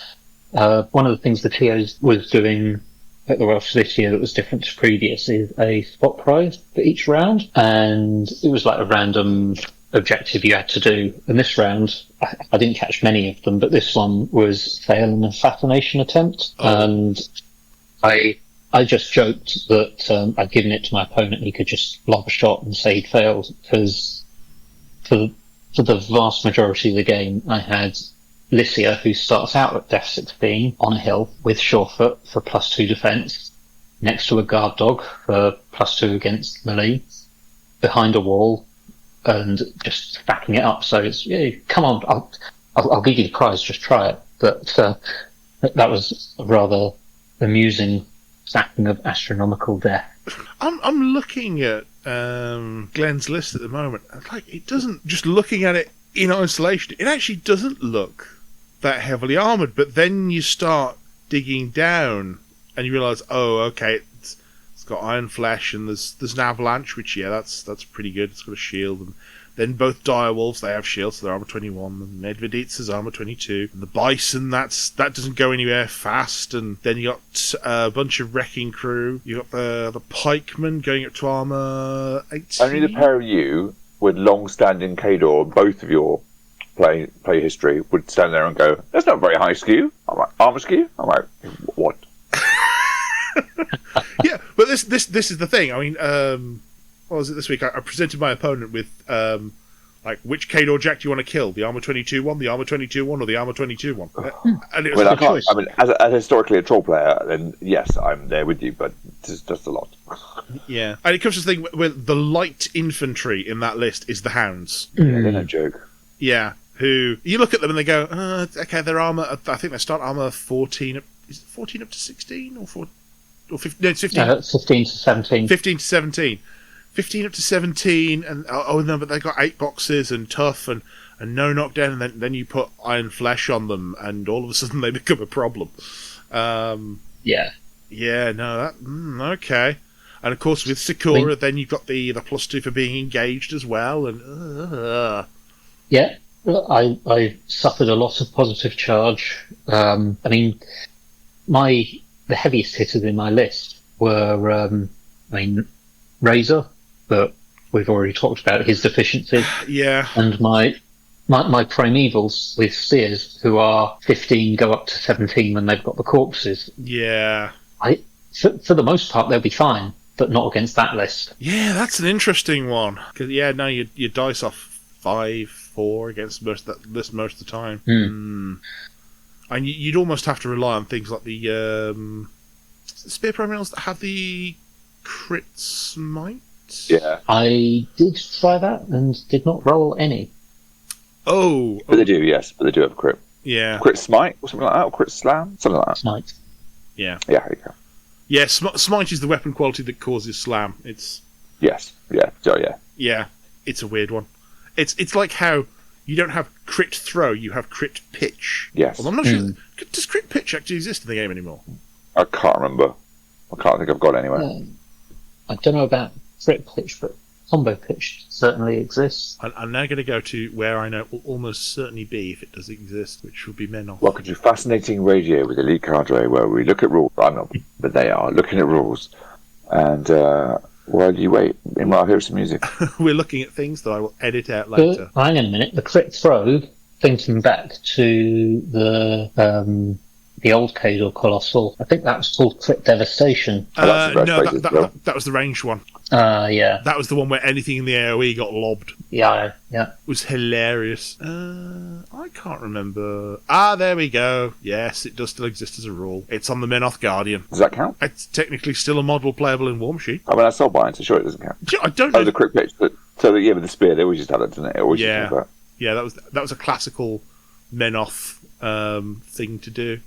And yeah, upgrades. It is still playable in tournaments because if you take which faction is it? Temple Guardians. Yeah, the Guardian is in there. I think so, yeah. Actually, cool. Temple Guardians has a long list of warjacks it can take. Like both do, but yeah. A screen's worth. Good lord. I think that's true of an awful lot of the legacy factions when you look at them, because they've got not quite half the army, and their armies were enormous by that point. Yeah.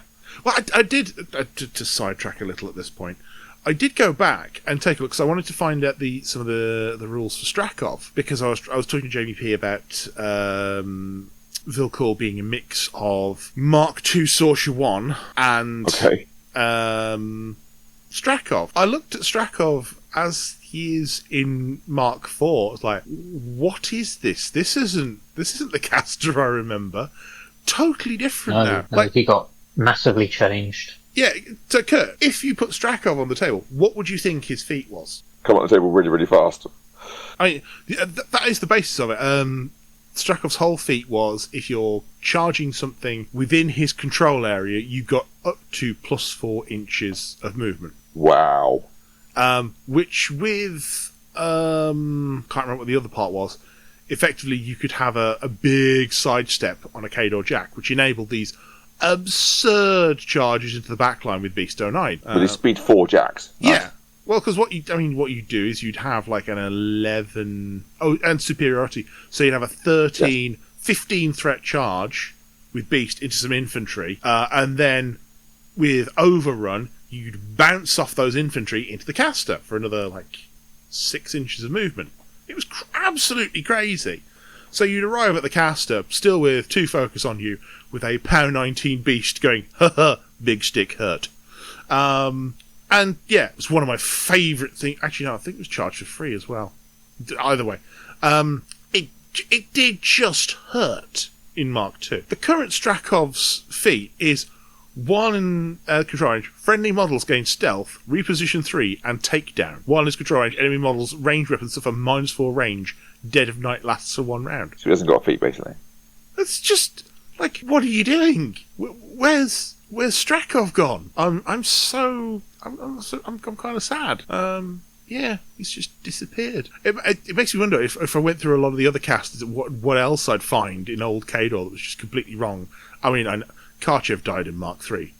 Toe got taken away. We don't talk about that one. That was the point where I put down Cador forever myself. I was so into that Karchev power slam for years, power slide for years, that it worked so well. But yeah, oh well.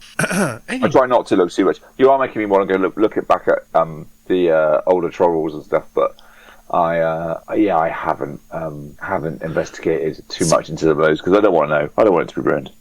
I'm genuinely surprised you haven't cracked at some of the classic trolls for a couple of games. It's tempting, and I do get the models out. And I do look at them and go, I could do that. It's tempting with the new trolls coming and stuff, to break them out and place them. But no, because they split it up, because it's split into like two themes, if you like, as we used to call them. I feel like I can't play the things I want to together. So it feels restrictive, and it's just not the same. It doesn't feel the same. Oh, hey. Although I was thinking you can't. There's no AXA in the same list as the Earthborn, so you can't rush the Earthborn. But the other light's got rush as well, so you can do the mega Earthborn charge still. Put the Earthborn in rough terrain, give him rush, mega long range. He doesn't steal the weapon power like he used to, though. That was always hilarious. Sending miles in. Just for you have some feedback from Dave Bartley on scoring on that game that was 30-29. We both had the flag scoring. I scored 6 points on the final turn. Okay, yeah. Wow. That will shift a game pretty quick. Okay. I believe are we all done with round 5? Yep. I think so. Yeah, okay. Round 6, I believe I faced one of your locals in Matt Askell. Indeed. Yes. So this ended up being another Vilcol. I picked Vilcol before we got to the table at this point because I'd had 2 assassinations. I was feeling more confident in Vilcol than I was with Baronova. Matt put down a caster I'd never seen before in Valix. So he does like Valix. He likes Valix a lot. Generally, the Chimera community think Valix is possibly the worst caster in Chimera. Matt's a big fan. Really likes it. Really likes him. Likes to put him in the middle and go, ha! Please don't kill me. It's a bit of a pain with that whole like -6 range thing going on, because this is the point where I realise, my shock trooper gunners are range 2. Yep. That's a problem. I will keep this game short and sweet because he moved up turn 1, I moved up turn 1, and I chose on turn 1 to make a measurement with Invictus. But it wasn't really an Invictus measurement because I was measuring Invictus's 7-inch move plus 12-inch for the gun.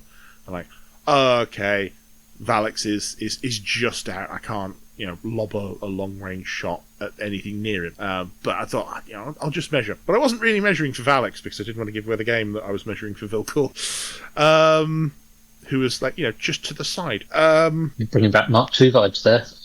Yeah.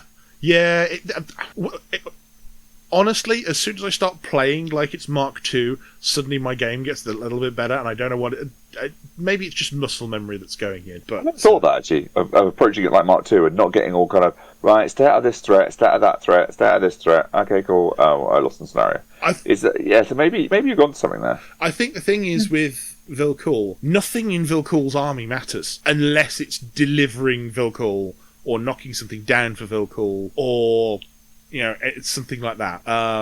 You've got the in my version, you've got the officer who can give a combat coordination. That's vaguely important. You've got Invictus who can do the ranged knockdown or go in and chainsaw to soften things up. You've got the Bison who can provide her mobile cover on the way in. And you've got the Direwolf who's got the whole no knockdown, blast resistance, which I should have done in game 1, but I was stupid. And Shield Guard. Like, outside of those pieces, everything else is fully disposable. But yeah, that bottom of 3, it was a case of I can see Valix, I can get in range.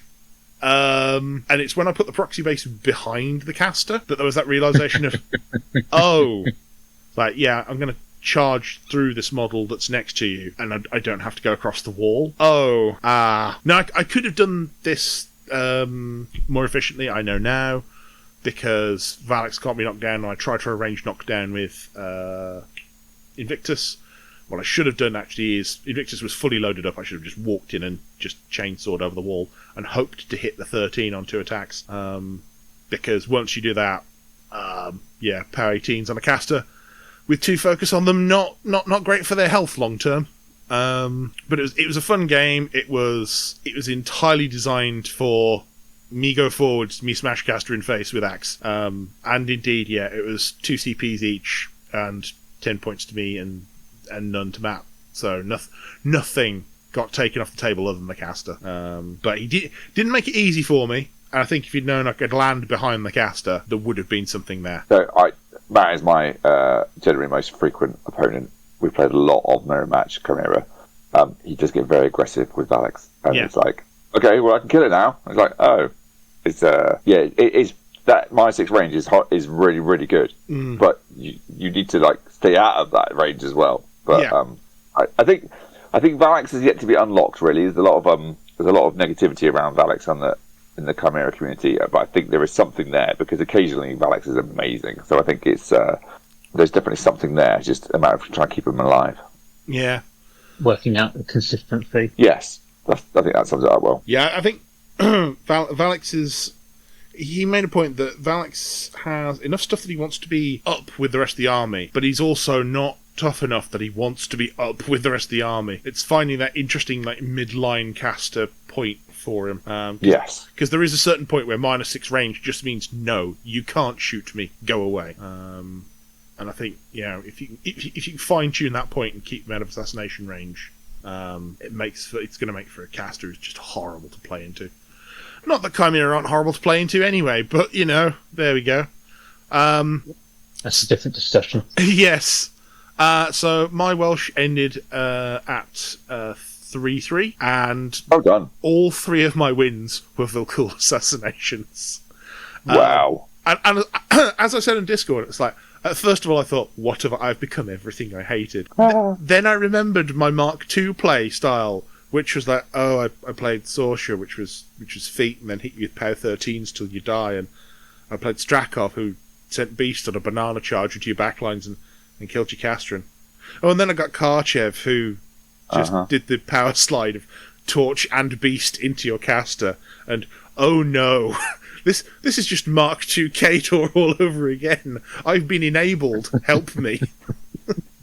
So the grand message is, I just need to find something to go alongside my assassination caster, and I'll be grand. So, yeah. Okay. Nasty flashbacks in there. You've just given me some nasty flashbacks to Mark 1 and Mark 2 Kador. I've got the Mark II Forces of Kador in the loo at the moment, so I'm reading through it going, how did this used to work? Oh god, that's how this used to work. Oh no, no, we can't have that anymore. Back when things like Roth was just a conceptual thing.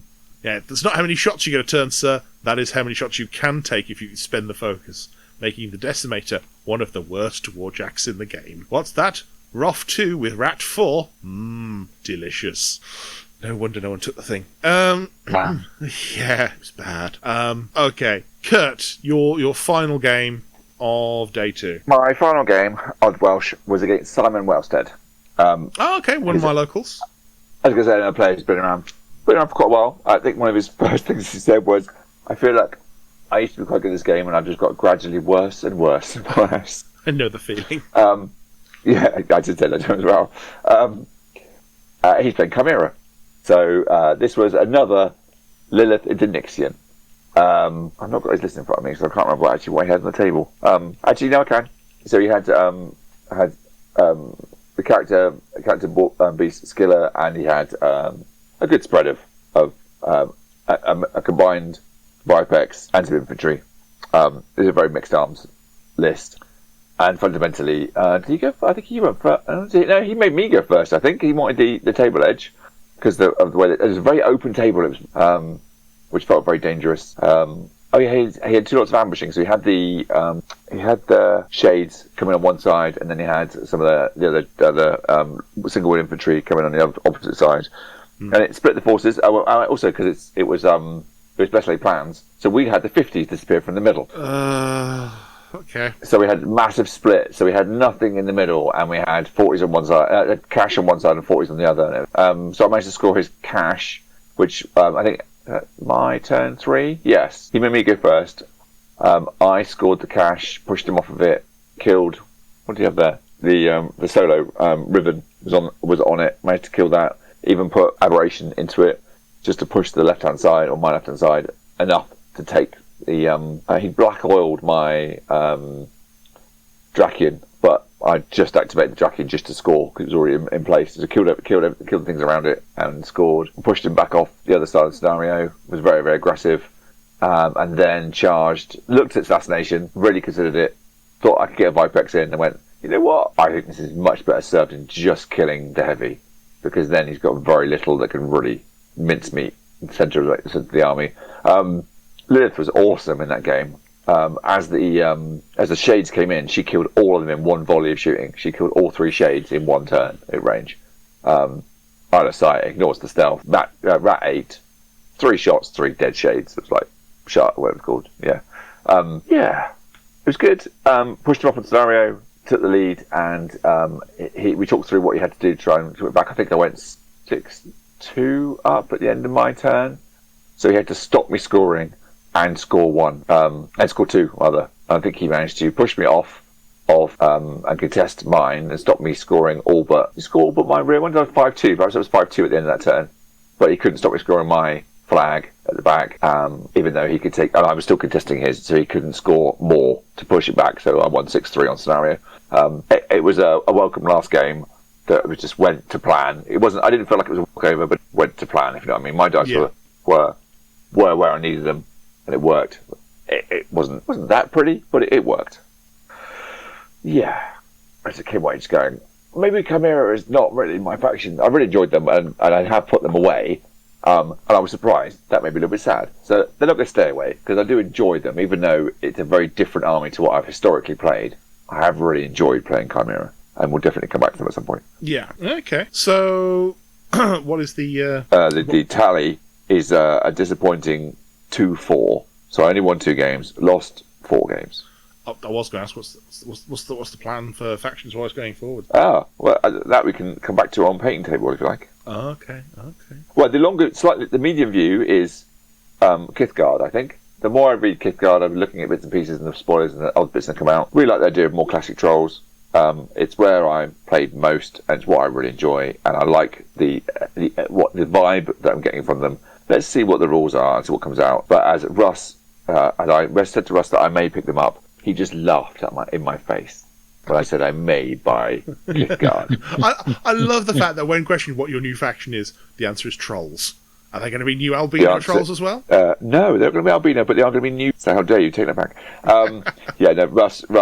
Russ and I obviously got to know each other, and many years, he and I both painted a lot of trolls, and really got into trolls in a big way. I just played predominantly trolls for a long time in Mark 1, Mark 2, less than 3. So when I said I may buy Kithgard, he just laughed in my face. It's interesting how Mark 4 has been like the edition of Homecoming for the both of us. I've gone back to Kador, which is my original Mark 1 faction. You've gone back to Trolls, which was your, after a brief flirtation at the start with Legion, your first great love. Yeah, very much. So... Yeah, the Legion flirtation was very brief. It's like buy Legion box and buy book, go away on holiday, read book. In the middle of holiday, go and buy trolls. So, yeah. Dom, did you originally start out with Kador, or...? Yeah, I mean, Kador were my first love, and the reason I picked up Wintercore in Mark 4, it wasn't my favourite flavour of Kador. I wasn't a massive Winterguard fan, but I like the Worlds of Winter, and the Doom Reavers, specifically. Oh, yeah. I ran a lot of those for years. Yeah. So you go. Okay, for me, once the Annihilator cadre came out, it's like, yes, this is it. I can have my Mana Wars again, because running things like the Draken and the Shock Troopers, and specifically the Demo Corps, which the Mark II version of those, everyone hated them. Everyone hated them. But then you looked at it, it's like, but they've got the ultimate option for, I can either take 2 attacks that are pretty strong, or I can take 1 attack that is really strong, and they were pretty durable as well. It's like, yes, okay. And the Mana Wars that are here at the moment, I think with a little bit of shine on those... I've done it again. I was going to say Demo Corps. Again, I still can't get Wrecking Crew into my head. A little bit of a shine on the Wrecking Crew, and I think they could be really, really good. But yeah, I think, I have my flavour roughly of Kador back in the game, but it's interesting to see Old Umbre sitting there on the side as another flavour of Khador you can try. Oh, well, as Khador was my favourite, or my first army, and I will never stray far from them, my favourite was the Grimkin. I absolutely love them. And so when an Umbre came along and it's a happy marriage of the two, it was just, this fits a happy spot. And I was chatting to someone the other day. I don't know what they could put in the release schedule that would tempt me at this point. I really don't. The only thing that could pull me away from Khador seriously at the moment, I mean, obviously I've got Signal, which is nice to have for the occasional game of a bit of a different flavour. But I think the only thing they could really tempt me with is if they dug into those archives and unearthed, like, McBain 2 and Ashlyn 3. You like Mercs for a while. I remember you played Mercs for quite a little while. Yeah. Mercs were my tail end of Mark 2 and the entire of Mark 3 faction. I had so many like halberdiers, and I had I had a great Demiano list figured out. My McBain list lasted for 2 editions with minimal changes. That's how just mind-bogglingly awful people found it to play into.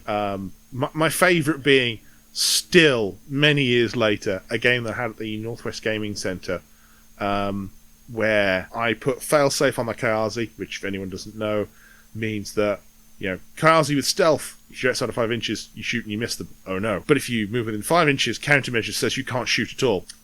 Went into a convergence force that was nearly all ranged, in a scenario that for this edition, bizarrely, was just like a single 6x12 box, horizontal. Was that Tim? No, it wasn't Tim. No, it was Tim. Yeah. No, the scenario was like a 6x12 box, horizontally across the middle of the table. Oh, yeah.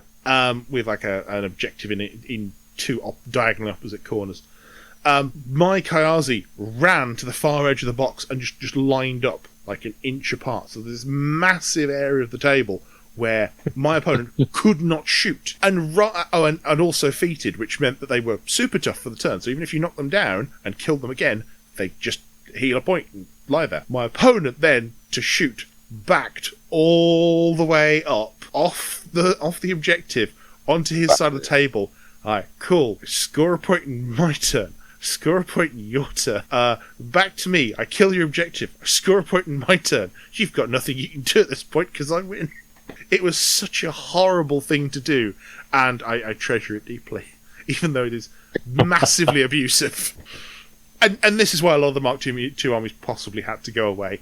Tricks like that said, you shall not play the game, were possible. I think it was the scale of the game, wasn't it? There's so number of units that keeping track of everything. As we get into Mark III, it was so much the scale of the army. It was so big. I couldn't keep in my head. I couldn't even with very classic models in Mark III, I was still getting opportunities with Magnus 2 to just run turn 1, walk forwards on turn 2, and go, cool, I picked my table edge and your table edge. You can't move forwards or backwards for the entire turn if you start in my control area, and that's most of your army. And watching people as they realised that there was no way they could get any model onto any of the scenario pieces, not in their turn where I was scoring, not in my next scoring turn, and they would be behind so much for the rest of the game.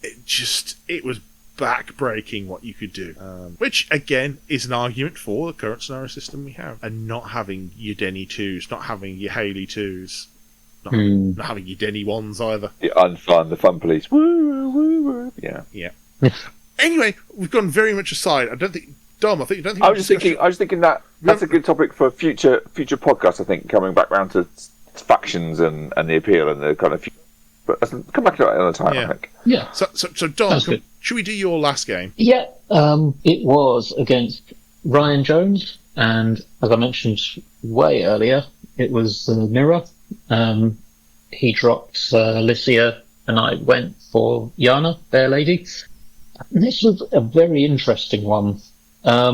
Best laid plans, and we both had a similar idea at deployment where we just ignored the caches completely. Everything was pushed up on the side with the forces in the 50s, and then the forces disappeared. So just slugfest in the middle. Yeah. Or at least that's what I was expecting, because my opponent then, just like you were saying in your anecdote, he just no, I don't want to have a fight in the middle, I'm going to step back. And so I had 2 turns of scoring both 50s and my flag. He stayed in the fight by actually running off to grab a cash. But you would think that would be a fairly commanding presence. So I just flooded the middle, he had to work uphill to get it. Turns out when you've got the right support pieces for the army, it can turn on and do things against an army that doesn't have support pieces. Oh, okay. And he actually did fight his way back into it. We were pretty close on objective points all the way through, and I clocked. If I had, we were one of the last games to finish, I think, because the TO was running around seeing how much time we had left. But when I clocked, he had 2 minutes left, and if I had maybe 3 minutes, I think I would have secured it.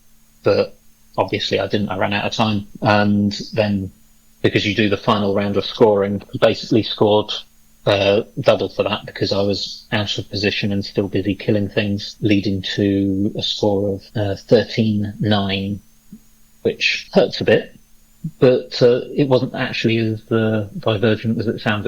It was a really, really close game. Yeah. But I think it does come back to that. I wasn't feeling the loss of the army box so keenly up until that point when I could see what I was missing. So what was in that? You said it was Lycia, wasn't it? Yeah, he was playing Lycia, and he has. So you've got the feral 2 primals, starved. Yep, the starved character beast, the animist, 2 shifters, and the shearlings were the things he had that I didn't. Weirdly, I have to admit I don't think I'd have used the Apex shifters like he did. He was very much proactively changing them with the animist, whereas I've become a big fan of weaponized reactive shifting to just screw with my opponent's plans. Oh, you thought you've cleared the charge lane? No, you haven't. Just deal with this one now. I think the bears have more potential in that scenario, don't they, going forward when they finally come. Having massively defensive, more heavily armoured is quite horrible. Yeah, the bears are certainly more defensive, but all of the shifters have amazing utility, more than you would expect, because it triggers on disabled, it stops your opponent from doing anything that is boxed or destroyed. So there's no killing spree, there's no berserk, there's no sidestep. You can just deny all of that just with a careful shapeshift. And he could have done that a couple of times, particularly when I was lobbing spears for the conferred rage. And a shapeshift just when I'm trying to do that would have shut me down completely. But no, I think he was a very different mindset on how to use them, which was interesting. But when you're then going in to kill other stuff to clear points, and he's just, I'll goat that damage, and nothing happens. It's a bit more painful. Yeah, just having access to that little bit of support is very interesting. I think that's that. Yeah. The looking at the Apex and the shifted for both Urson and Lupine, it looks like that's going to be a mechanic. It's going to be both faction defining and very interesting to see how it pans out, because obviously, as you said, it does block a lot of abilities, but it also means it's like, haha, I killed the thing. It's like, have you though? You've been dedicating attacks to killing this thing, clearing this line, but it's still here, and in fact you've made your problem worse, because now you've got to deal with a Lupine Apex that's got armor 17 but has 10 health, and it's very strong, but I can see why they've done it that way, because you don't want, if people are paying points to solos off the board, it needs to not be trivial to block them coming in. But that does make it very powerful that it's almost impossible to stop. I think the only attack that actually stops them from coming in is consume. Yeah. Yes. You've got to have that RFP on hit. Yes. Yeah, try Chimera's consume. Yes. Yeah, because it's when it's disabled that you do the replacement. Yeah. So, it's disabled box destroyed. So, you've got to have RFP on hit, which is extremely powerful and really shouldn't be handed out that often. In fact, No. do you know what this reminds me of? Just as a kind of a brief thing. It's one of the late Mark II Legion casters. I want to say, is his name Callus? Oh yeah, Callus is the only one left alive. Yeah, the one where his feet was like, and I produce another incubus, and another incubus, and another incubus. Oh yeah. It was just like, Okay. no, don't want to deal with this, because you couldn't take him off scenario pieces, and it made it incredibly hard to fight back into that game. But no, that's, yeah. I think we have yet to see the power of Old Umbre with that one. Right, definitely. No.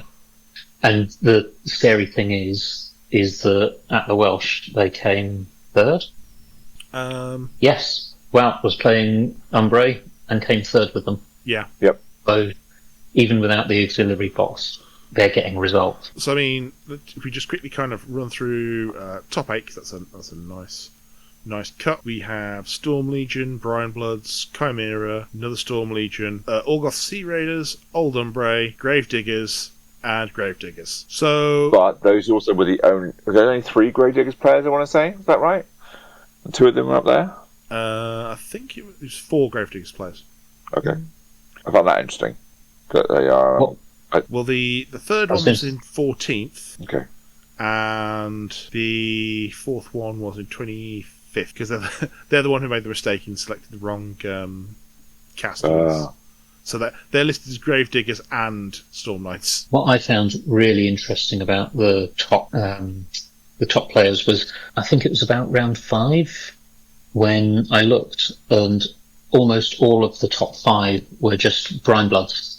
Every single one of them. Oh, interesting. So Brian Bloods fell out a lot right at the end. Yeah. Oh yeah, I can see it. 'Cause there's a lot. So there's 3 in the 4. Oh, 4 in the 4-2s. Yeah, 'cause you had Aaron Wilson, Michael Rhodes. Oh, Jenkins. Jacob. And Jacob. Yeah. Jacob beat JMP. Oh, I've just noticed they've added the Cornwall flag to Longshanks. That's nice. Sure. I do like that we're finally getting the English regional flags in there. Yeah. It used to be like, I can have London or England. Like, cool. Yeah, I noticed the other day they've got Devon as well now. Oh, nice. Yeah, I prodded them when they put the Black Country one on there. Not even a county flag, we're having the Black Country. To distinguish us from Birmingham. Good luck with that. We are distinct from Birmingham, be quiet. They have their own flag. It's not even a proper flag, it was never an official one. I grew up in Dorset, I don't even know what the Dorset flag looks like. I'm interested now. Oh, I don't know what it looks like. It's not going to be... It's probably going to be really... Castle or some shit, isn't it? It's yellow with a white cross with red edging. What is that? St George Cross on a yellow background. It's a colour blindness nightmare, is what it is. Yeah, speaking as one. Yeah. It's a bit... The St White's Cross is the flag of the English County of Dorset. God, Dorset Cross. Adopted 2008. Oh wow, because it's not old school. I mean, I don't know of one. I didn't grow up knowing them. I've seen the Cornish flag like forever, but not that. Weirdly, it's only been in the last 20, 25 years that most English counties have gone, we should have a flag. Because it obviously used to have like things like Essex, which was it Essex with the triple swords? I think so. It's like the old proper cricket counties. They used to have flags because obviously it used to be what they used for the badge. Yeah, like Somerset and its wyvern. Yeah.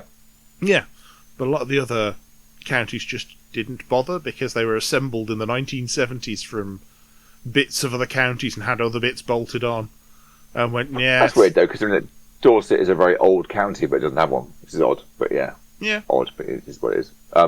Yeah, I'm surprised if it's 2008 and it's fairly recent that there isn't a little simplified Corfe Castle in the middle of it. But you know, maybe somebody objected to that idea. Oh no, there's a whole thing behind the lexicography of flags. It's like, to have a good flag, it must be simply replicable by a child. We're going to segue into fun with flags, aren't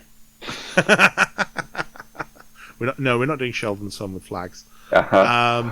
Although, being as many people here will be on YouTube, looking at any of the flags episodes by CGP Grey, where he rates all the US state flags, it's so fun. Because just watching him tear apart some of them for the just truly poor design decisions they have made. in creating their state flag. Just also, we apologise. We apologise for that flag interlude. It won't be repeated. CGP Grey, great YouTuber, does a lot of interesting stuff, including things like this is a real one to watch out for. The most efficient method to board an aeroplane. Look, you can't see me sarcastically nodding, but you know what it looks like. And why we don't use it. There you go. I'm not going to explain. Just for the record, I don't care. I'm not going to explain it because it's too interesting for me to sum up in under 5 I'm very minutes. glad. I'm very glad it is. I realise I watch a lot of stuff that no one else will ever watch. I'm perfectly fine and happy with this. Look, I can't actually take much of a high horse because if you look at my YouTube, there's an awful lot of cycling YouTube on my videos on my YouTube. It's no, it's not good there. Moving on. Mine's largely just trains, but we'll move on from that one as well. Yeah, I'll try not to go near trains. I don't watch a lot of trains, but my eldest does take the piss. Every so often she'll ask me about a railway or why can't you take a train from Taunton to Yeovil? Oh my god, because the beaching and the branch lines all disappeared, especially in the southwest, and I'm shutting up now. Yeah, before you'll move into my specialist area. Anyway, moving on. Okay, so I was asked. Well, not asked. It was suggested that we do a bit of feedback on the event because the current organisers want to kind of the organisers for this version, the Welsh Master, kind of want some ideas for going forwards. So I would say for myself, I have complained about timings. This is somewhat in jest because I am old and need sleep. I think the timings that they put out were, in general, fine. I think the round timings were possibly a little bit optimistic, but it was tight. But they did a good job of getting us back onto them as soon as they could, and making sure. Agreed. And making sure that we ended at a decent time, and I'm quite happy for that. Ending at a decent time, giving the people who want to go out to be social time to be social, the people who need to lie down some time to lie down. That was all very nice. I would say that... you're not going around the room. You're just going to have all the points. I see how it is. I'm going to go through a couple of points first. I'll give you some time. Don't worry. I would say that judge calls were handled pretty quickly. Agreed.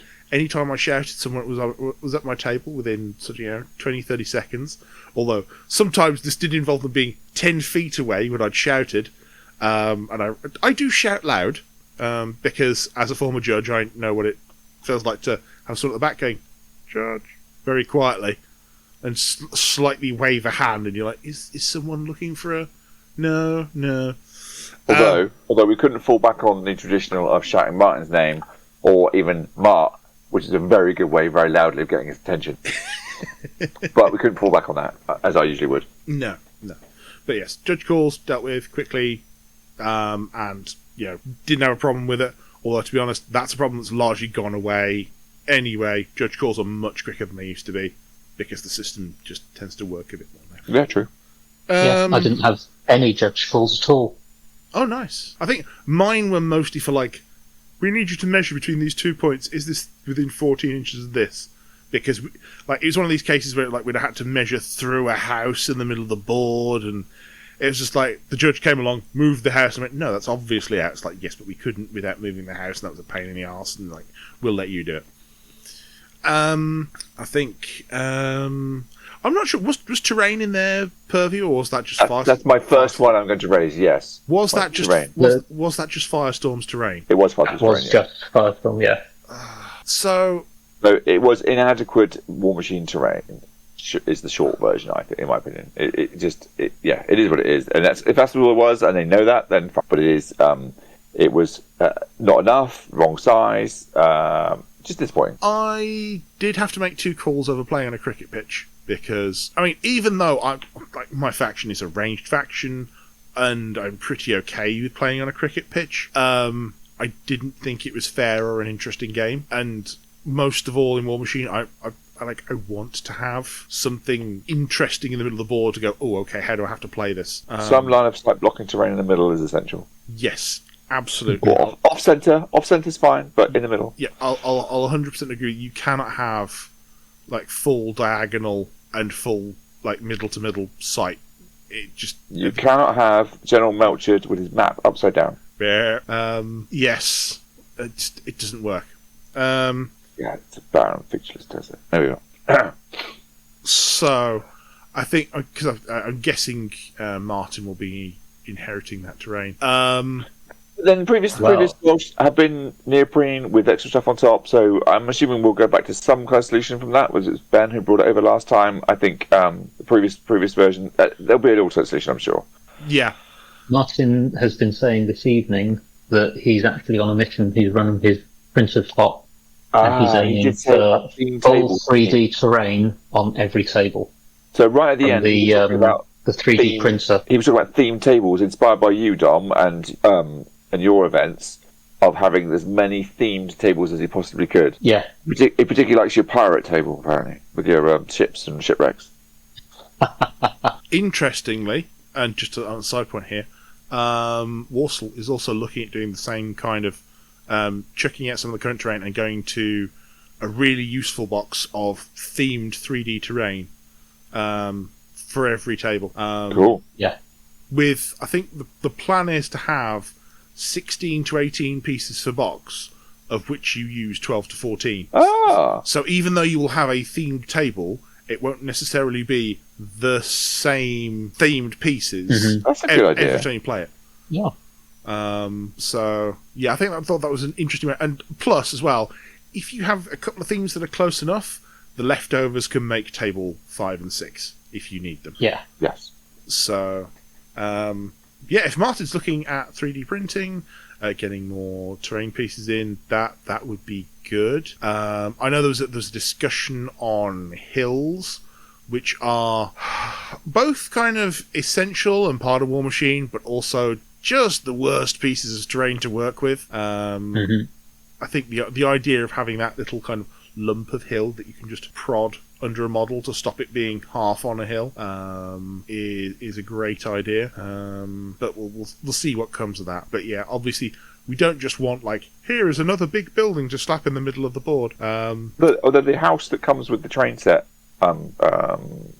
SFG terrain, I like that house. It's a little bit big, but I like it. It's not very much big. It's just a little bit big. Well, I mean, I like it. If it's a little bit big, you can always just scale it. Such is the joy of a 3D printer. You print at 90% size, and suddenly you have a different size terrain piece. I mean, it's to scale, but yeah, I take your point. You can just make it a bit smaller. It is gorgeous. It looks so lovely. This is the thing, though. Messing about 28 to 32 mil scale, you can miss size by 5 to 10% either way and still be kind of roughly in the right terrain. It's the doors are too short for people to get in. Yeah, it's a dwarf house. Yeah. Yeah. There's plenty of ways you can get around. Ordic house. Yeah. Whatever. Yeah, not Ordic, but yeah. Yeah. Rule folkless here. Yeah, exactly. Exactly. So every door looks like that to me anyway. Yes, true. But yes, terrain, obviously a little bit of a gripe.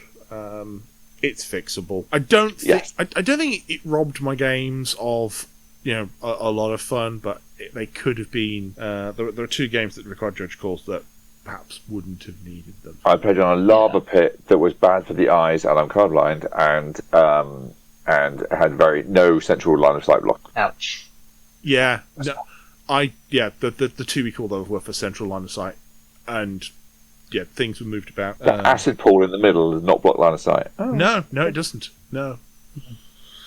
Well, on our game, we arbitrarily decided that the rubble was actually forest to make it interesting. Yeah. Oh, because it was there was a couple of rubblish things that were a different colour. It's can these be forests? Yes, cool. But as you rightly say, those are things that are very fixable, and that was a one-off, and that was because it was done the way that it was pulled together. It wasn't mine; it was just pulled together with what was available in Firestorm. Yeah. So yeah, that's just is what it is. It was clearly mostly Warhammer terrain. Then fine. It's not a gripe against the way it was run. It was run fantastically. It was, as you say, the timing was tight. I looked at it and I was like, Jesus Christ! But actually, we did not run that long, and they kept it well to time. So fair credit to them for that. It was very well done. I'm going to throw out one. I don't want to say large gripe because it's not, but it is a gripe, and it's one that's going to go to a lot of tournament organisers. If you are addressing a room that is that loud and that large, and you have a microphone, at least find a working one, or learn how to use it. Learn how to use it is more the point. I think it worked. It was just a case of how you use it. I have Yeah.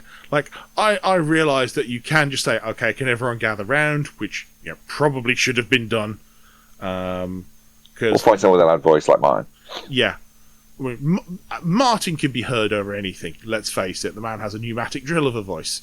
And the announcements were just too quiet. Half the time I couldn't hear them. And it wasn't...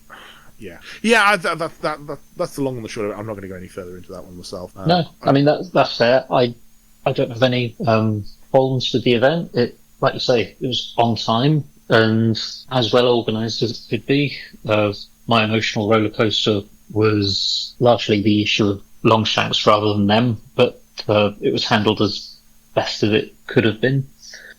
I think my main complaint isn't really a complaint about the tournament running itself. It was ultimately it's like missing the raffle, things that have been quintessentially part of the world. Yeah, but it was different, wasn't it? It wasn't a Martin. It wasn't a Martin. Yeah.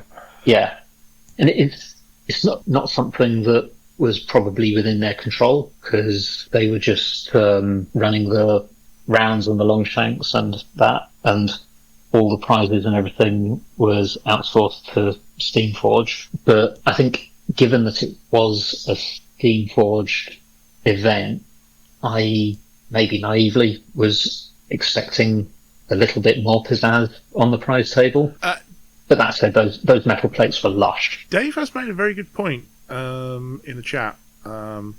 Really? Wow. In that Steamforged very certainly had time to do something with the terrain. Yes. It's not as though they are short on resource to do something about that. And as well as that, if they're going to do lock and load next year, well, I mean, 3D printing some extra bits of terrain to go on tables and getting someone in their spare time to just give them a quick dry brush and zhuzh is not outside the realms of possibility. So no, that's a very good point because it was fair. Also delayed 6 months. They had extra time to work on it. Yeah. And again, this is a company that is doing a 3D terrain. I don't know, not Kickstarter, subscription service.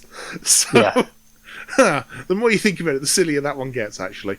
So, yeah. Hopefully, for lock and load, again, as Dave has put in the chat, something is catered for with that. And again, I think if you've got a couple of 3D printers and you started churning stuff out now, you could certainly have a convention's worth by April, May, whenever. Well, we've got to look at what happened with the WTC this year. We've seen on social media, we've seen the production of all that terrain and the painting of it, and over the last few months, it's been it's definitely it needs to be a bit of a labour of love, but it's a lot of work, but it is definitely doable. Well, this is the thing. As with most 3D printing projects, once you've got that stuff done, it's not like it vanishes. You're able to use it for future things, and it's not like SFG are just going to kind of use it once, put it back in the box, and go, there we go, lads, all done. Because if they're going to be, I believe, go on. I believe this is exactly the same argument they've been saying about painted events. That once you've done one, you've then got your painted army for the next one. Yes, unless you switch factions. Yeah, because I stick to the same faction, and that's totally valid. But yeah, I mean, they've got. I don't know who's providing scenery for UKTC. Either the Manchester or London versions. Although, I am just in my head now, I'm thinking they're going to try and play War Machine games with lots of L-shaped ruins and forests. Oh, yeah. It's being mean now. I want to know how that would work. Because genuinely, this is something that I've actually been suggesting to a couple of 40k creators recently. It's like because there's a lot of complaints about scenery on the 40k side of wargaming, because it is Perspex scenery was the most recent one I read. Well, it's not even that. It's that there is no variety in what scenery does or adds to the game. There was a complaint of not being able to see a model because of the nature of the way it was painted, and it was in the dark shadow behind one of the L-shapes. There was an event where they played with Perspex clear bits of the L-shaped terrain, which is almost almost a switch back where the plate was always War Machine was two-dimensional and unpainted and sat on 2D terrain, and yet 40k, if anything, is coming the other way and leaning towards this scenery that doesn't look like anything, and models that are painted in a very basic 3-color. Definitely a weird shift where War Machine came towards fully painted and 3D terrain. Well, fun. I did have to point out that it's like, if you want like variety of terrain that's got simple rules and has an effect on the game, look at what War Machine does on the table. Okay, there's a difference in ranges being applied, and you'd have to figure that one out. But like, when you've got 12 pieces of terrain on the table, we're looking at, these two are forests, these two are buildings, so there's block line of sight, and here's an acid bath that applies corrosion. This is a fire cloud, this is a normal cloud. This forest is on fire. This is a dust devil, so that's going to reduce range. And like, people have got all these bits of terrain fairly well done in their heads, because it's not like terrain has changed overly in the last 10 years. A few additions. But it's all relatively simple. It has nice, simple rules to work with. And to see the L-shaped ruins, what does it do? It either blocks line of sight or gives a cover save. Woohoo! Does it stop movement? Where it stops movement for some things, not other things. Oh, let's not talk about the inconsistencies and the fact that troops can walk through walls. Yes. I did have to explain that one to someone's like, yes, this terrain is breachable, which means you can walk through it. Why can't I see through the windows then? Don't ask. No, you can only not see through the ground floor windows. They're special. There's a reason I don't do 40k anymore. I enjoy 40k, but it is a very beer and pretzels game, and I am perfectly happy for it to be in that space where it is just a fun, chill time to have a conversation. It is a very different feel. It scratches a different itch to War Machine. They are not comparable as games. They approach different parts of my gamer brain, and that is perfectly fine. So, and neither works with the other systems particularly well, but I think they could look at terrain in War Machine and go, actually, we can learn something from what this is doing, and how people are having to consider the board rather than just can I see. So, yeah. Anyway, any more feedback for the TOs for this one? I think that sums it up well. Yeah. Overall, it was really good. I like the way they ran it. I thought it was effective. It worked. It functioned. So, we are talking about the small things. I think overall, really enjoyed it. It was really good. It was really good to see some of the SFG guys playing as well. I really enjoyed that too. And to catch up with them and just chat. And they stood there with watched the end of Martin playing JVP, which was very retro and like a Masters from 10 more years ago. Yeah. That could have been at UK Games Expo Masters of like 2010. That's what I was thinking of, yeah. Yeah. So, no, very much, I think they kept a good job of keeping the atmosphere. I think, having it there took out the normal concerns, which is like around lunchtime, it's like, what do you do? Oh, we have the Firestorm Cafe, which I think they've cut down slightly on what they put in the meals. I seem to remember having a naan with my curry previously, but it was fine. There's certainly enough there. Overall, good stuff. Good vibe, good job. Yeah. Agreed. So, actually, back to the next. One point that I would make: when people turn up on the Saturday morning, please make it a bit clearer if you want them to come to a desk and say they're there, rather than just checking in on Longshanks. Because I know a lot of tournaments now, it's enough to just turn up, put your list in on Longshanks, and wait for round one. They were more clear on Friday night. They weren't necessarily clear on Saturday morning, I agree. So we were there Friday night, and it was clear they wanted you to register, get your packet thing, your bag of treats. And but you're right, that was kind of a if you know, you know on Saturday morning, wasn't it? Yeah. Because I just went and sat down and started getting all my tools together until one of the guys came over and said, by the way, here's your registration packet, we know you're here. I'm like, cool. I'm glad you thought that, because I had no idea I had to come and see you. So, there we go. Yeah, we were there Friday night, registered Friday night, or checked in, rather, whatever the right word is. Yeah, no. So, but again, we're tatting around the edges here. So yes. So, it's all good. Okay, I think now is time to go to the painting table, because I don't know about you, I'm a bit tired, could do with a drink. absolutely. So, going down the list, Dom, what's on your painting table? I have been painting Umbro. Ooh, shock. Slowly working through. I know, shock horror. Well, it is. I've actually got models now. I've just been slowly working on my second unit of Liegeman. I've got very nice. everything all primed and based and magnetised now. Let's just start work on the next unit, and at least I can take a bit more time on it and not feel I've got a deadline for getting there. I did like the look of your Liegeman when I saw those at the Welsh. They're quite nice. Oh, thank you. That's my Dawn Liegeman. I've been doing my Nightfall. I remember you saying you were going to do like the 3 Chosen of the Witch thing. Yes. Oh, okay. It's a really good idea. Yeah, I'll be interested to see that. Oh, that sounds brilliant. Well, I'll take a photo once we've finished on this and show you, because I've actually got the two of the same sculpts done in the Dawn and the Dusk or Nightfall colour scheme, so you can see exactly how they stand out against each other. It's looking good. I'm liking it, and I think I made the right choice, because there was a worry that it might be too divergent, but it's looking good. I'm pleased. Cool, very cool. Okay. Kurt, what's on your painting table? Cephalix. Well, I had gathered, but let's go. Had you? Yes, very quick of you. Yeah. So I've got 3 monstrosities. I've written up an army for oh my god, the one that comes in the cadre, Kythos. Yeah, it's Kythos. Yes. So I built I've written a sort of combined arm Kythos list. So I've got Kythos is kind of partially painted. I've been partially doing a lot of stuff, as I tend to do when I want to get things on the table and then try to finish them off. So I've got 3 monstrosities and 2 of each unit of judges on the table. And they just had the flesh in a Cerisi print when I sat down, and they've now had 2 or 3 different dry brushes on the flesh, and they've had all the metally stuff blacked out, and I've just been doing all the sort of bandagey kind of like cloth bits, and now started on their sort of sash, which I'm doing in a red to sort of bring it out and make it look a bit different. I'm not going for a high-end paint job, but I am just kind of getting through it to get it on the table and have some fun. I'm waiting for trolls.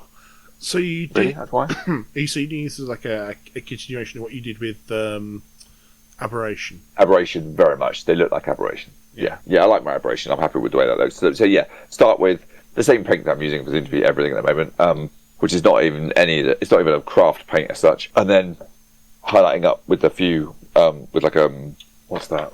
Kind of Vampire Fang is the colour it's called, and then with an elf flesh over the top.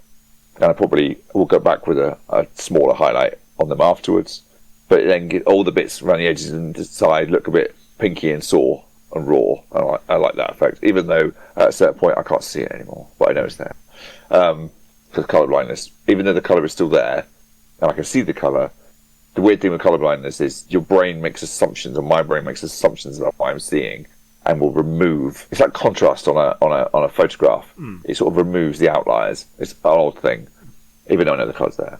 So yeah, painting very much is these sort of things can be technique, because I can see it when I really focus and think about it. So yeah, that's my aim. Not to get too overcomplicated. Painting something for fun, because as Chimera I spent a lot of time on, and they weren't easy to paint because they are complex models with lots of detail, and it's hard to. At a certain point, and other people before, it's hard to know. What's armour? What's the soft flesh? What's the hard flesh? What's the weapon? Because it all overlaps and intertwines. Yeah. But you sort of get to a point of a bit of a system with Chimera and just go with it. But yeah, these are a bit more simpler and a bit more fun. It's definitely an interlude. It's a very, very cheap army from that 3D printing perspective. I thought it would be fun because I like the idea of doing Cephalix a while ago, but they were hard to get and hard to find and it was expensive to pull together, whereas it's nice to be able to do a bit. It's a small army. I'm not going nuts with it. It's very limited. It'll be fun for a bit and something different. And then we'll start getting trolls on the table and proxying trolls as soon as rules are out, which is hopefully soon. Nice. How about you, Mike? What's on your painting table, if anything? Well, obviously, as the one person who can't paint while podcasting because my brain doesn't work that way, nothing right now. But what will be on the painting table is some more grey notes. I have about 2.5 full boxes of Grey Knights to assemble, plus two Grey Knight Razorbacks for 40k, because they've been sat there for too long while I've been painting up all my winter core. I have recently just finished a 5-man strike team who will be going in one of those Razorbacks, and I've only got another 10 of those to build, and then 10 of the Marines for the personal teleporters, and then 35 Terminators. And when are you thinking about dipping into your Umbre and painting them? The Umbre might wait a while. Okay. Purely because, and I was looking forward to playing Umbre, but I think they might be a club thing for a while. Because if we're moving to a point where we're going to have like regular 2-dayers of painted stuff, it may actually be that Winter Core, for the moment, stays as my painted tournament faction. Purely because I've already got a lot of stuff in there, and this week I've expanded my retinue of casters. So I went and had a game at club with Savarin this week, which I lost to Lilith by assassination because... Oh, that's funny. Of course. But, it was a very close game. I was 7-5 up on scenario. And if there was a point where if I had moved Savarin slightly forwards and managed to get Medveditsa into control range, then the beast that killed me would have been dead. Like, flat out, no options, just dead. Which was a bit of a pain. As it was, Medveditsa did a hell of a job by bashing it twice with the claws, then throwing it at a building, which then allowed other things to like chip in shots from range. But it left it on, I think, 5 boxes. You can just heal it and it goes in. Yeah, and another 2 points of damage, another 2 focus on Medveditsa would have been very useful. And this was also a game where I found out, oh, that's why Escort's good in Khador, because it came to a point where the enemy flag was only occupied by Medveditsa. I needed a second model there to start scoring it this is in Trench Warfare. I was like, okay, well, can my Great Bear make it there? It's speed 4. Oh, but it runs for free and at +2. Oh, and if I put superiority on it, then that goes up from let's see, that's 911. Oh, that's 13. Oh, and I've got Escort up, so the Great Bear can run 15 inches in a single turn. Jesus. Oh, and all of a sudden, this armor 22 Jack just goes whoop, halfway up the table, and Chris Dacre, who is facing me, just goes, how are you getting that speed? I'm like, well. Cheating like a mofo. It's like, I have this head, and this spell, and this spell. It's like, oh, that moves pretty fast, doesn't it? Yeah, it does. In that case, I'm going to table flip and storm out. He went on assassination in the end, but it was, like, I did give him a game of it, which is more than I do most time against Chimera, because I found them incredibly hard to play into as Khador. But yeah, so... for all intents and purposes, for War Machine, Savarin might be the next thing on the painting table.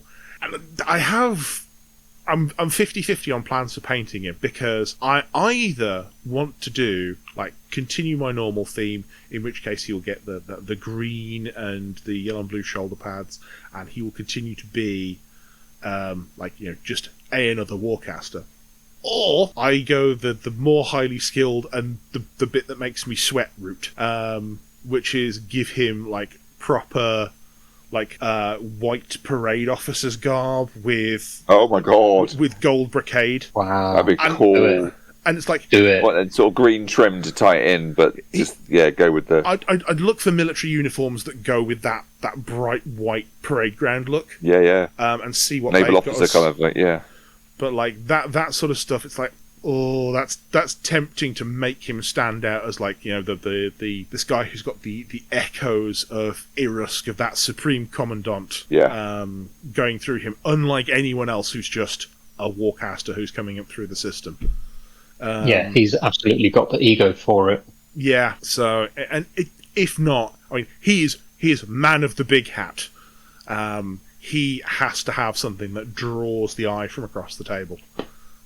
Which I like to try and do with all my Warcasters. It's the same reason that the Man of War one's got a pink hair.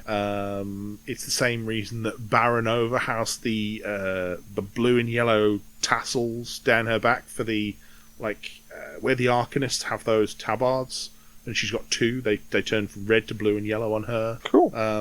Yeah, I like to try and make all the. I mean, it's primarily for visual reference for me more than anything else. Like, I need to know where my Warcaster is at a single glance on the table.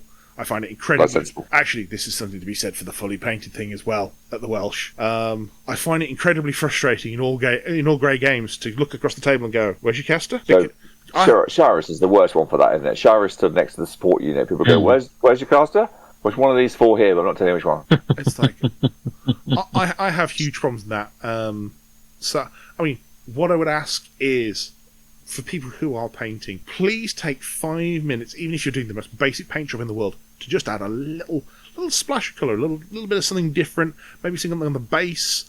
I mean, we don't have to worry about base heights in War Machine particularly, so, No. maybe build it up a little, or do something to make your Warcaster just pop a little more, if we're going to go for the whole fully painted thing, and not just be the same colour as everything else.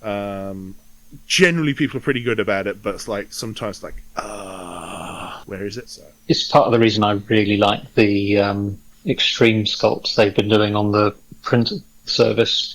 yes. Also, that does take away the terrible Jake sculpt. Sorry to whoever sculpted the original one. It's bad. I don't like it. Just an opinion.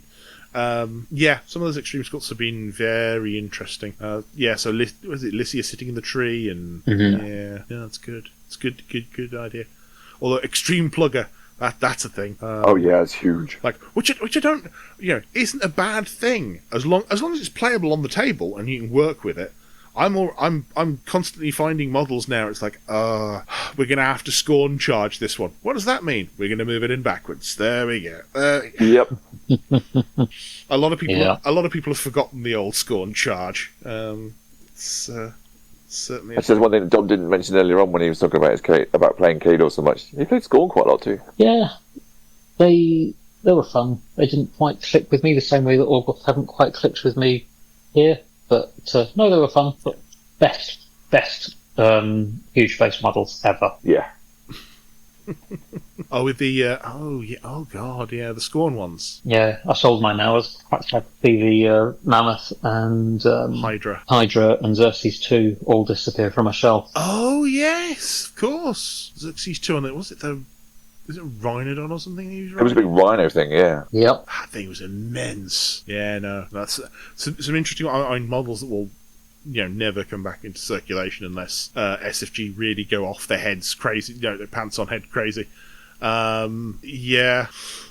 Interesting. It'll be interesting to see just how much does come back of the upcoming digital factions and how much gets revised. I'm looking forward to that.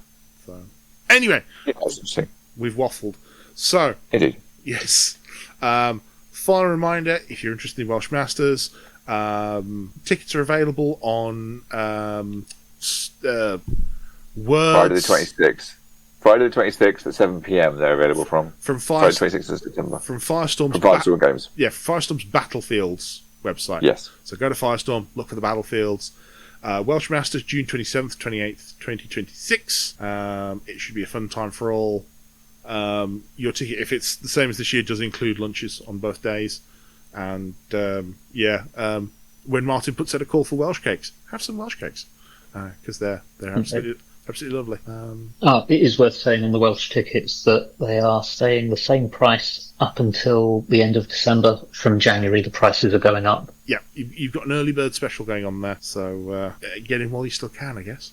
Right, other than that, you've been listening to Elite Cadre, the War Machine podcast that doesn't take itself too seriously.